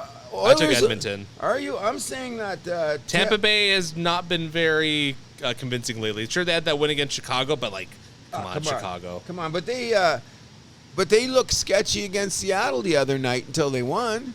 So I'm going to take the Bolts. Okay, you're taking Tampa Bay. Yep, and you're taking the Oilers, right? Yep. Montreal at Boston. I think Boston's going to be looking for a little bit of revenge after losing in. Next. Who are you taking? I got amnesia. I think the Bruins are going to win. I'm scared of this game, bro. I am scared. After last week, yeah, I think scared. you're going to see some fire in their eyes. Pittsburgh at Carolina. Pittsburgh all of a sudden looking kind of hot. I just mentioned how Carolina's maybe having some trouble buying in. I'm taking the Penguins. Can we give a big shout-out to Sidney Crosby, who continues to be a top 10 player, maybe in the league. The guy's top 10 in scoring. He just doesn't stop. Always. Consummate professional. Big shout-out to Sidney Crosby from Cole Harbour, Nova Scotia, considering I'm a Scotian. I am taking, it's Penguin Hurricanes? Yep. I'm taking the Hurricanes only because they're at home. Okay. You're taking the Pens? I'm taking Pittsburgh. Okay. New York Islanders at the Calgary Flames. We just mentioned how awful the Islanders have been lately. Losers of 7 in a row. Calgary, not the greatest either, but they're the home team. Give me Calgary. I'm taking the Isles to get off, to go on it, because they're going on a road trip for the bonding thing. Maybe this is what they need. Steal the game from the Flames on Saturday night. That game's on national TV, eh? Oh, is it in the States? No, here. Oh, here, yeah. I think it is. Okay. Oh, yeah, makes sense. New York Rangers at the New Jersey Devils. Game of the day. Rangers just keep going. I believe Jonathan Quick is expected to start tonight. He's been money for the Rangers. New Jersey looks like they're kind of floundering in the water a little bit, trying to find their way. Give me the Rangers. I'm taking the Devils. I think they're going to try to right the ship at home because they can't let the Rangers run away like that. Rangers playing great hockey, though. Yeah. Like both ends of the rink. Good, very good. One of the best teams in the league. Top 5 easily. Arizona at Winnipeg. Arizona's kind of been win-loss team. If you look at the pattern, they're ready for a loss. Give me Winnipeg at home. All day the Jets, and they're going to be pumped because of Winnipeg going to the Grey Cup. Yep. Columbus at Washington. Columbus, another team that's just streaking in the wrong direction, and Washington looking pretty hot there. Give me the Capitals. I'm taking Columbus because I think that Washington's probably going to be full of themselves and get snuck up and get beat. Okay, so I'm taking Columbus. I should also mention that Laine and Huberdeau were both benched in the third period. Columbus's last game. I know. That's big money on the bench. Yep. But Lionen's always been a head case. Colorado at Dallas. Colorado has been one of those weird teams where they'll smoke teams and then get smoked. I have a feeling they're getting smoked by Dallas tonight. Give me the Stars. I'm taking the Stars too, especially at home. There's a couple of huge games today. This could be the biggest game. Yeah. Seattle at Vancouver. I'm taking the Canucks easy. All day. I think this is going to be like a 6-1 game. Quinn Hughes is going to score 4 points again, and they're going to look like it's freaking playing against an exhibition team. They're too good. And last but not least, St. Louis at the LA Kings. St. Louis, another one of those teams where they're kind of a win one, lose one kind of team. Give me the Kings at home. Kings have been home a couple of days, so I think that they're going to be comfortable, and they can't because they got Vancouver in front of them and Vegas. I don't think they want to get too far behind. They've got 2 games in hand, and they're only 4 points behind. So if they can make up these points, they're right in the hunt. Yeah, absolutely. So I'm going to take the Kings all day. And that does it for our hockey picks. Which means we're going to go to the other sport that's supposed to be so valuable in Toronto, and that is the NBA. Now, I've been talking to you offline, and you know what my new belief, what the NBA stands for, correct? Nothing but assholes, I believe. That's where I'm going to go, and I'm not going to be... anybody give me the pushback in the league? Okay. Let's just talk about some of the most ridiculous things I've seen in the NBA just in the last week. Okay. The great Golden State Warriors. Screw them. Number one, you're behind. Anybody shooting in the shot clock early drives me nuts. But when you go for 3 for 40 shooting threes, 4 for 31 shooting threes, why don't you go inside? Why don't you go inside? So every team does this. Now, we had a great comeback against Washington this week, but we'll get to that in a second. I'm just saying that the quality of play is outrageous. Like, is this like, okay, it's a make or break league, a make or miss. Make or miss league. Yeah. Okay, I get that. But if you look at the top teams that are winning right now, they're going into the paint. Boston's going into the paint. Milwaukee's going into the paint, even though they haven't got their act together so far. But what I'm getting at is that this 3-point stuff is getting out of hand for me. Absolutely out of hand. Like, it's a problem. It's unwatchable at times. Guys are just going down there, and all they're doing is building a foundation because they got so many bricks. It's driving me nuts. The other night, like when Toronto came back with the 16-1 run and the 23-2 run to beat Washington, and was up by that many points. Do you know that Washington came down on 6 possessions and fired up a 3 with at least 15 seconds left on the shot clock? Ugh. They just handed themselves their own loss there. I don't feel bad. Thank you very much. We should bring up for a second here, before we get too crazy, the other stupid thing I've seen is that in the NBA, it's all about dissing each other and all that brother nonsense. How did they throw out Antetokounmpo the other night for the second tech in the first quarter? Yeah, it's ridiculous. Just for looking. Yeah, all growling at each other. And the guy goes, now this isn't Precious Achieva from the Toronto the Toronto Raptors. This is one of the top 5 players in the NBA. These people are paying on an average $150 a ticket, and you take the freaking box office out of the game? No, insane. That's unforgivable. Now, the other elephant in the room, and I'm so happy that we get to bring this up because everybody knows he made our top 5 bitches of the year in the NBA. Draymond Green getting 5 games is deserved. Did you see what he did in that 100%. game? Now, I heard a lot of people say, maybe he'll get 1 or 2 or 3, whatever. No. This guy's like a long history. He's worse than Marchand as a scummy guy. You know what I mean? And, like, if you could pull your player back. But he was putting a chokehold on Gobert. Now, I don't know what Klay Thompson and McDaniels are doing. You know, this was 1 minute and 42 seconds into the game. Yes. And meanwhile, I'm the guy that I was out for dinner with my girls, and I happened to have it on PVR. So as you know, I'm the rewind king. Yep. I watched live action 6 or 7 times, and I still can't. I watched it from the beginning to see if these guys were doing anything to each other before or something was going on. No. And I went and I've heard everybody say that Clay is one of the most mild-mannered, polite players in the NBA due to the upbringing of his father, who did play in the NBA, so to speak. But for Draymond to come in and do this, asshole. Thank you. Living up to the nothing but assholes moniker. Thank you very much. That's 5 games that he got. I hope it's 10. And if the Warriors fall off the cliff, that doesn't bother me one damn bit. Okay? Because the reason being is that we have to talk for a second about the ridiculousness of these floors that they're putting down for the in-season tournament. What do you think of the in-season tournament? So, I mean, I don't mind the in-season tournament. I think it's a way to kind of boost excitement a little bit in these early games. I mean, we all think the Final Four going to Vegas is pretty cool. I mean, I won't get my final grade until we see how this one's done. I mean, I'm sure there could be, like, some tweaks made to the format, of course. Well, they're saying that already, but it is a coincidence. Well, it's the first time, right? So. Oh, okay. So here's how I look at it, that it gets interesting, okay? Let's look at our good friends here. Where are they at? Oh, I can't find it. Where's the Western Conference? Let's look at our good friends here, the LA Lakers, who are 7-6. Sure. Okay? Middle of the road, doing nothing. But in the in-season tournament, they're 3-0 with a plus differential of about 30. So it's going to be your record and the plus differential. Yeah. Who do you think they want to have in Vegas as those Final Four teams? Just off the top of your head, what 4 teams do they want there? Well, I wonder. You know what? Toronto Raptors? Nah. OKC? Nah. They want LA Lakers. They want Boston Celtics. They want the Philadelphia 76ers. And they want the Denver Nuggets because they're the champions. Even though Denver lost a tough game last night to, who did they lose to? What a great game. I'm losing my mind. I watched the whole game. The Pelicans. They lost to the Pelicans. A lot of good games on last night, too. Yes. There was a lot of good games on. So, first of all, can I bring up our other bitch of the year, Luka Doncic?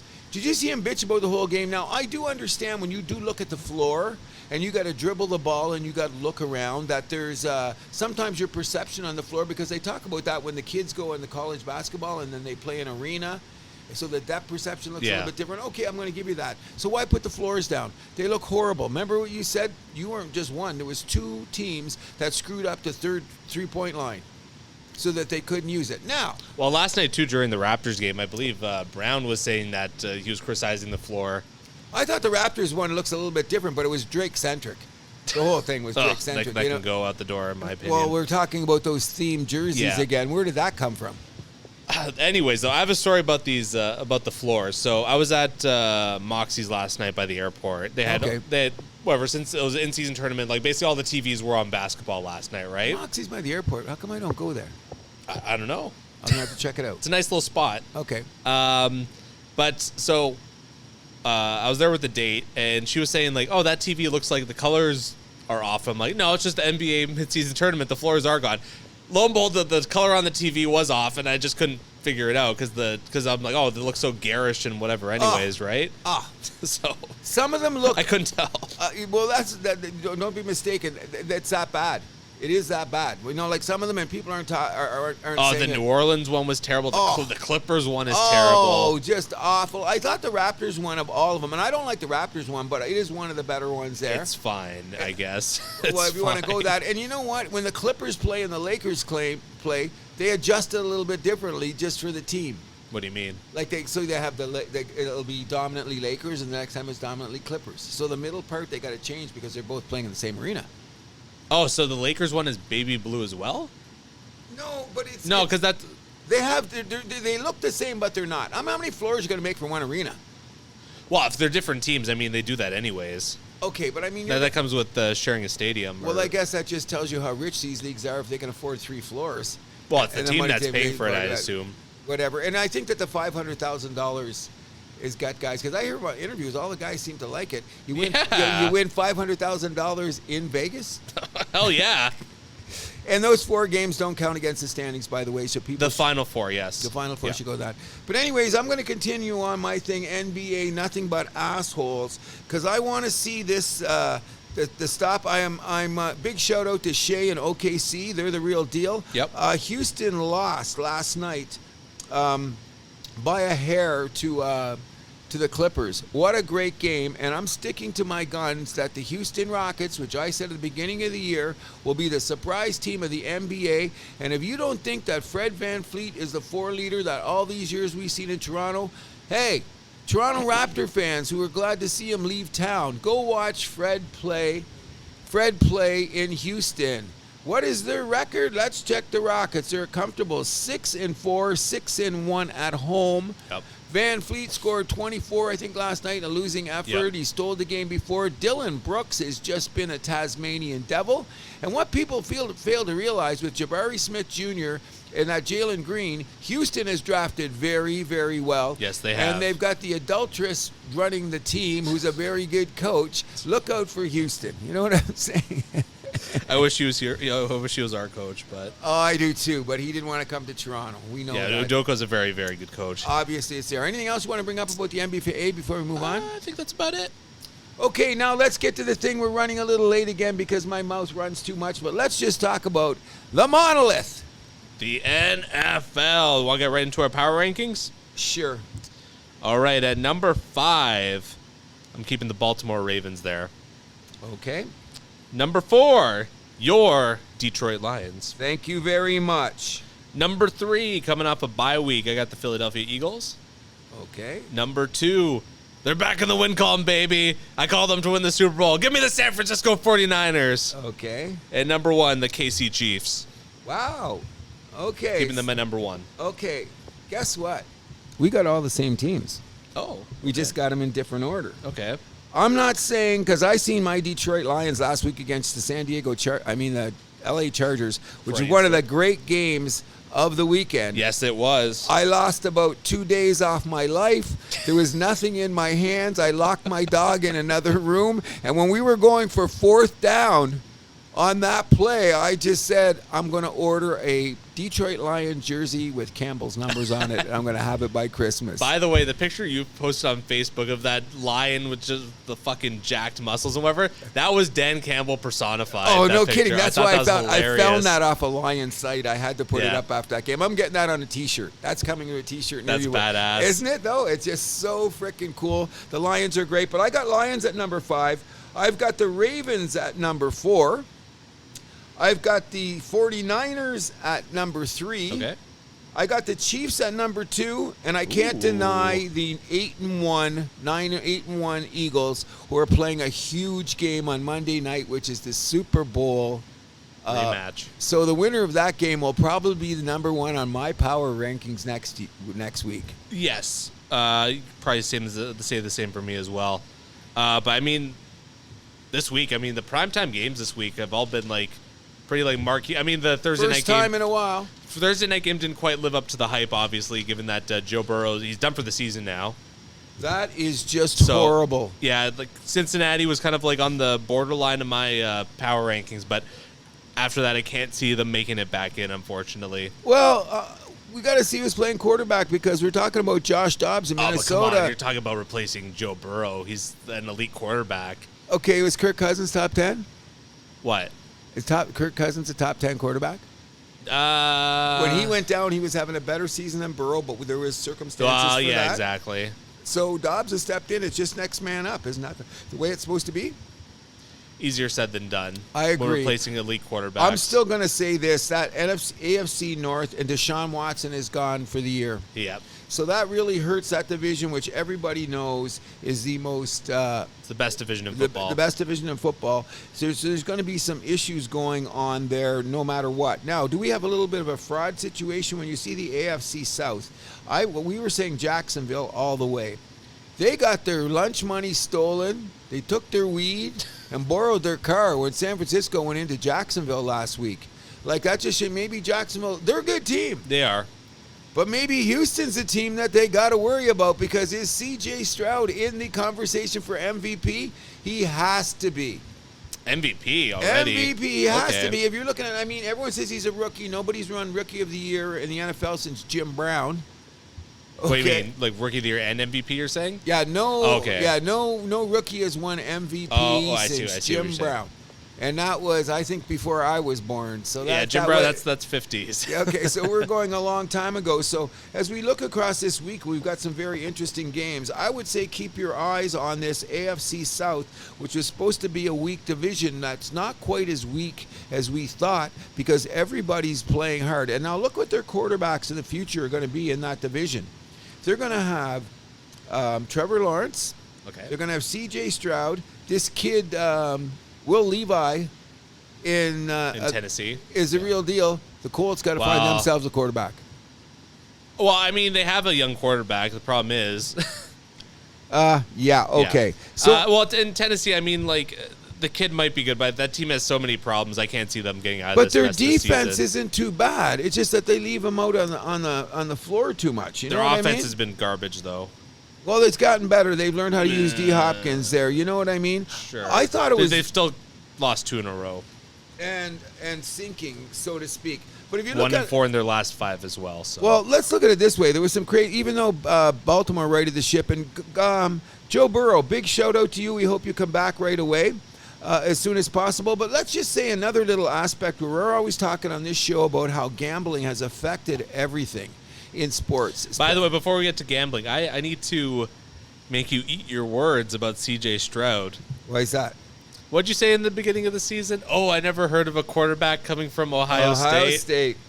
He's the exception, and I hate Ohio State. That's why I didn't even look at the guy. I still have trouble looking at him. You know what I mean? But the guy's the real deal. He throws rockets. He's got receivers. He's got a running back. And Carolina wish they drafted him. Well, that's the case maybe, but Carolina's down the road, and just think they've already given up their draft picks to Chicago, which is a real mess. Yep. You know, but there was some surprises last week, like let's not count out the Minnesota Vikings because I'm getting nervous because we got to play them 2 times, and we're the Lions, and we do anything Vikings crazy. winner 5 in a row. Hottest team in the NFL, and this Dobbs guy who's come from the from NASA, he's a rocket scientist, straight in the lineup. I think the Steelers are something to be reckoned with because they just find ways to win. It's so weird. Where is though the Steelers, even though they get like outgained every game, this year, and they won. Big shout out to Mike Tomlin. That's a lot to do with coaching. My question and is defense. My question is, what's wrong with the Buffalo Bills? I'll take it. I mean, the Diggs situation, I hear it's getting worse there. By the second. So what is that? One guy can destroy. A lot of Bills fans don't want to admit that, but... Well, you have to admit it, especially with his brother tweeting out all that stuff. Something's going on in the dressing room. They fired the offensive coordinator. Maybe that'll put a spark underneath him. Everyone blamed Josh Allen last week. He had one bad interception, but the other one that went through Gabe Davis's hands. What are you going to do? No, you can't blame him on that one. Just the same as last week. Cincinnati should have won the game. How many times is Boyd going to drop that ball in the end zone? Oh. That was game over right there. That killed him. You know what I mean? And that affected a lot of the gambling last week. But the most interesting thing I want to bring up about gambling is, did Joe Burrow have the injury before the game? There's an investigation. It certainly sounded like that. Okay, but he threw the ball. Everything was okay. Well, I know a lot of people were pissed because that wasn't even on the injury report. Well, that's what they're trying to say, that he wasn't injured, but they got the camera zooming in on his wrist as he's coming in. What's that on his wrist? Yeah, so I don't know if he was like hiding it or what, but like I know the NFL, they're like crazy with like their injury reports, right? Like doubtful, questionable, maybe. I think Luke Wilson was saying that like his injury report over his career is 10,000 pages. No lie. Yeah. That's how serious they are about that there. Oh, no, you have to be because the element of gambling has changed everything. Yeah. Like, I mean, okay, there's Thursday night. There was a lot of money on that game. That's the biggest probably one of the bigger games on Thursday night of the year. Yes. From 2 teams from the best division in football. Didn't even have to be flexed in there. It was just that scheduled was there. way. Thank you very much. And what ends up happening? Burrow comes in injured and they don't know. I'm willing to say that's billions of dollars. Oh, easy. Billions of dollars going on. In any event, as we're getting there, and this is the halfway point of the season, we got to give Miami Dolphins their cred because they're leading the worst division in football, in my opinion, including your Patriots, who just look I thought pathetic. this was going to be a lot stronger AFC East, but then again, they do have the toughest schedule. No, they all do. I'm going to say that, and that's why Buffalo's in trouble. Their schedule going down It's not easy. Unless they suddenly rise up and do something. So I'm not even. There's only as we speak, the AFC is going to probably only have one team come out of it. AFC East. AFC East. Suddenly, the Raiders are 5-5.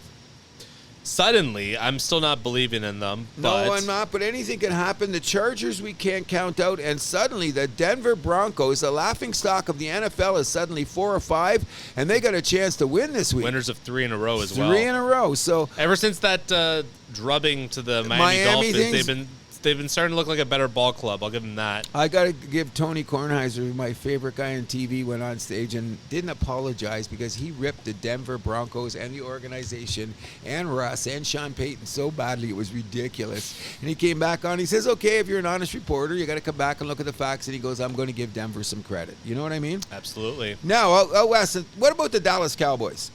Can we not talk about them? Good. We're done. Done. I'm sick of the Cowboys. You know why? Why do we got to know what time the Dallas Cowboys walk their dogs? Why do we got to know that the Dallas Cowboys' wife has a new haircut? Okay, that's enough about the Cowboys. Screw them. I think the Seahawks are still something to be reckoned with because I think that everyone said the AFC was so much greater than the AFC. I'm starting to think it's a little bit more balanced now because the Seahawks are a serious team, okay?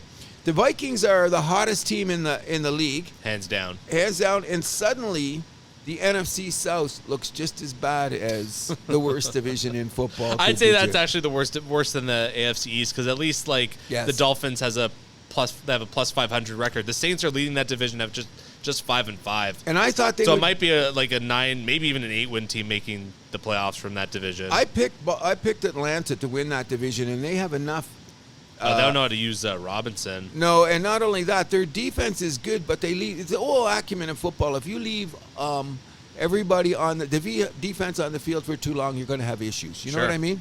So, any event, we're trying to keep this down to a 90-minute show, and we're getting about 8 minutes over. But I think we were very informative today, and we didn't have any distractions from people that wanted to talk about Syllaps and Warren Moon and Gordie Howe. No disrespect. Sorry the fans had to go through that. So really quickly, I think that we should do, that's not talk about football, but we'd be remiss if we didn't go through our picks. Yes, so a few of the lines have moved already this morning. Wait a second. These people might be betting their mortgages on what the House That Happens had to say. So, Mr. Milani, how did you do last week? My count says 1, 2, 3, 4, 5, 6, 7, 8.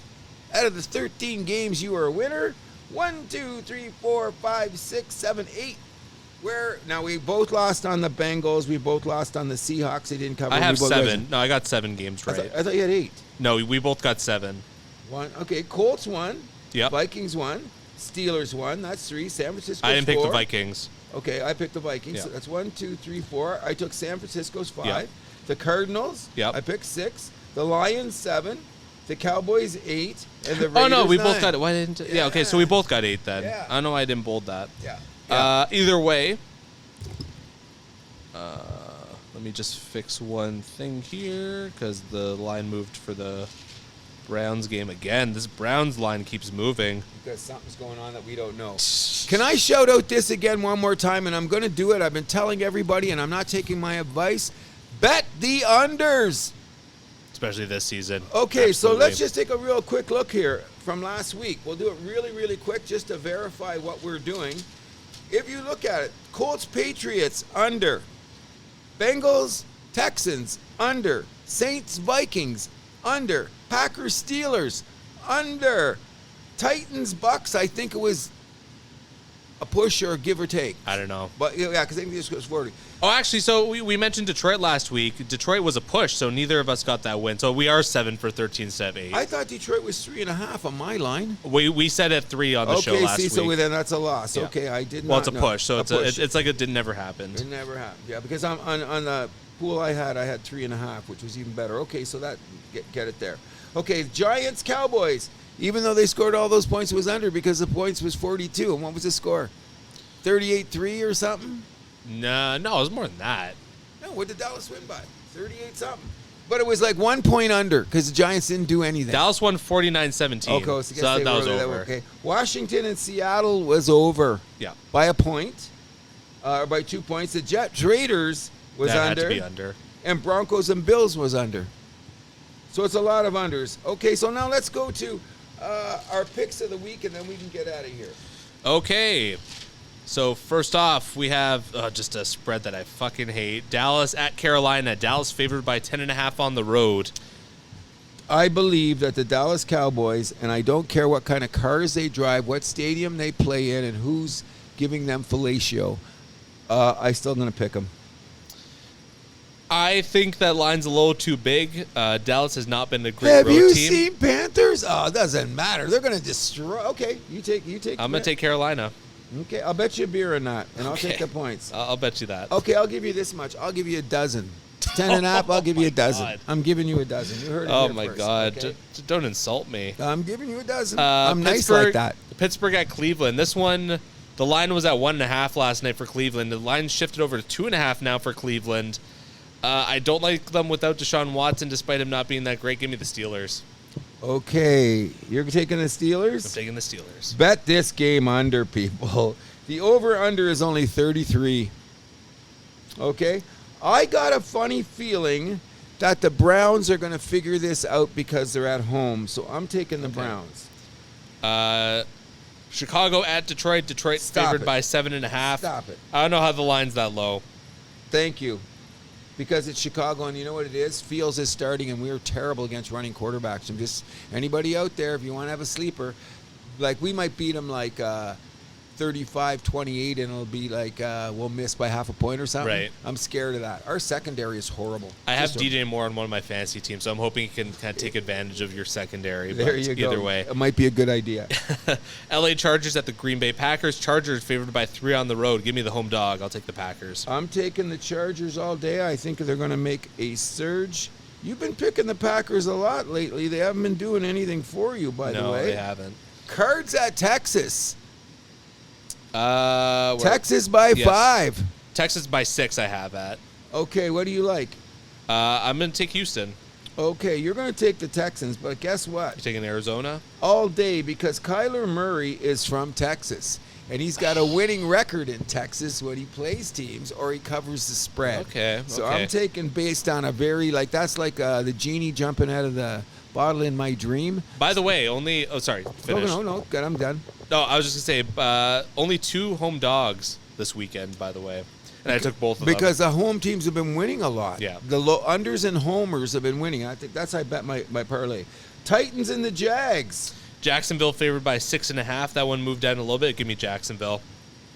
Oh, I'm so scared of this game because I like the Titans defense. I think Jacksonville is going to be really pissed off about that game last weekend. I'm taking home the game Jags. against a division team. Got to win it, and they got Houston breathing down their neck. They can't afford to lose. What's next? Vegas at Miami. Miami favored by almost 2 touchdowns. It's a 13.5-point spread. The Raiders got a different kind of vibe. I don't think they're going to win, but it's going to be a dogfight. I'm taking Raiders in the points. I'm taking Miami. Okay. New York Giants at the Washington Redskins. Ah, come on. Or at Washington Commanders. Little slip there. Come on. Commanders favored by 8.5 at home. Now, this is one you talked about, the over-under. It's a low over-under. Washington favored by 8.5. That doesn't add up to me. I think Giants keep it close. Not a chance. Not a chance. I think the Commanders are going to win by 15 because Sam Howell's been a hot quarterback. He's got big numbers. He's top 10 in passing rating. I've seen that. He's pretty good, and I think the Giants just can't score. The Washington has a modicum of defense, and they're tough against Washington hasn't been exactly going crazy scoring points either, though. But against shit teams, they've done well. You're taking. I don't think the Giants win, but I think they keep it close. Not a chance. Not a chance. Okay, next. Okay. You got an interesting game here. Tampa Bay at San Francisco. San Francisco favored by 12 at home. I hate this spread as well, but I'm still going to go with San Francisco. I'm taking San Fran easy, and as a matter of fact, I might take one of those ones where they win by 15.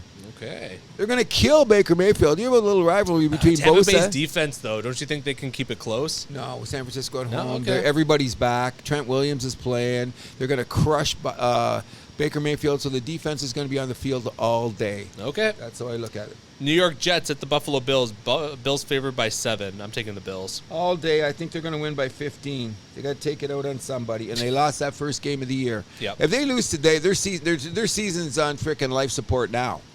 If they don't win tomorrow, they're done. Look for a draft choice. Seattle at the LA Rams. Rams favored by 1 at home.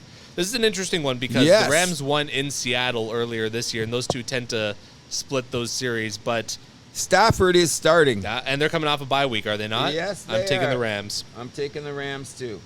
Seattle's a funny team. Every time you think they're going to be great, they lose. And look at last week. They nearly puked the game up. Yep. They cost me money on my pro line. I had a 5-teamer. I just needed Seattle, and they backdoor cover. I said, it's killing me.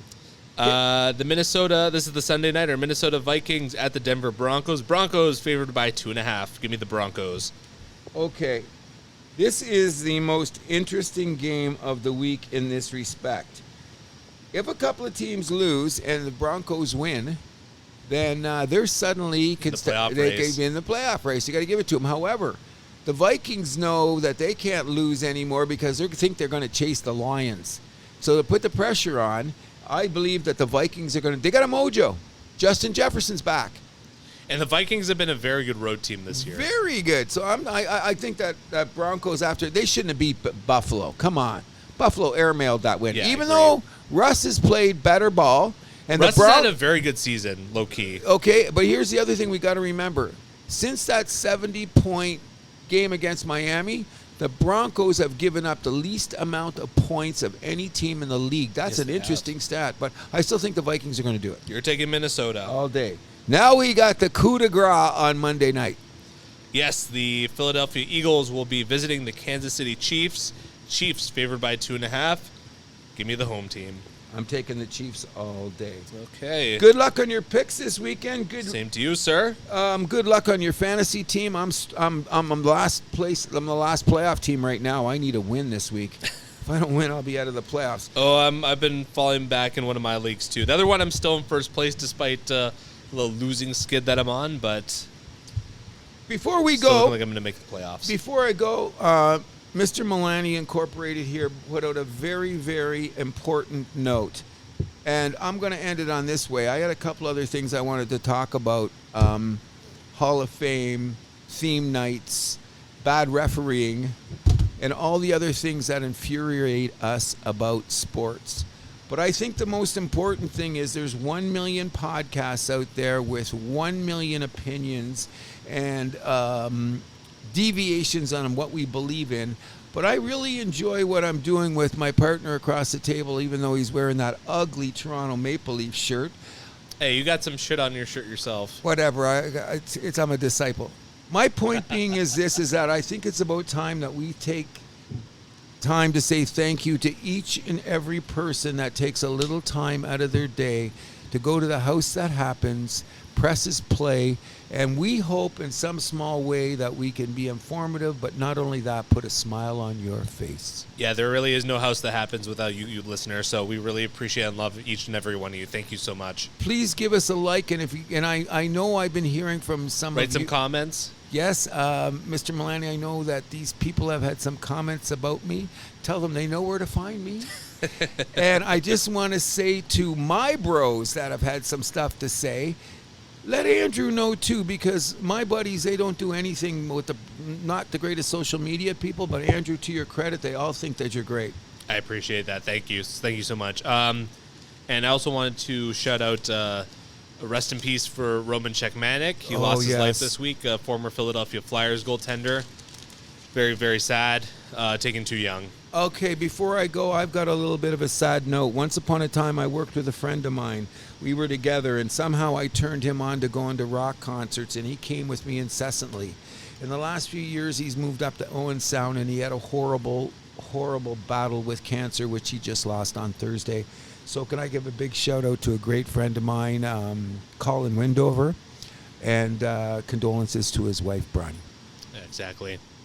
In any event, I'm going to get out of here right now because I want to go see the Michigan Wolverines sodomize Maryland. The stupidest thing they did in the Big Ten was suspending Harbaugh and then saying the game is over. Like, then he can come back and everything's done. I'm a Michigan guy, and this is the weirdest decision I've ever seen in the history of sports. Well, we'll talk a little bit about that next show. How about that? We certainly will. And in any event, my name is Cruz. And I'm Andrew Milani. Thanks for listening to The House That Happens. And you know when we're here, you know what we do? We keep the vibe alive.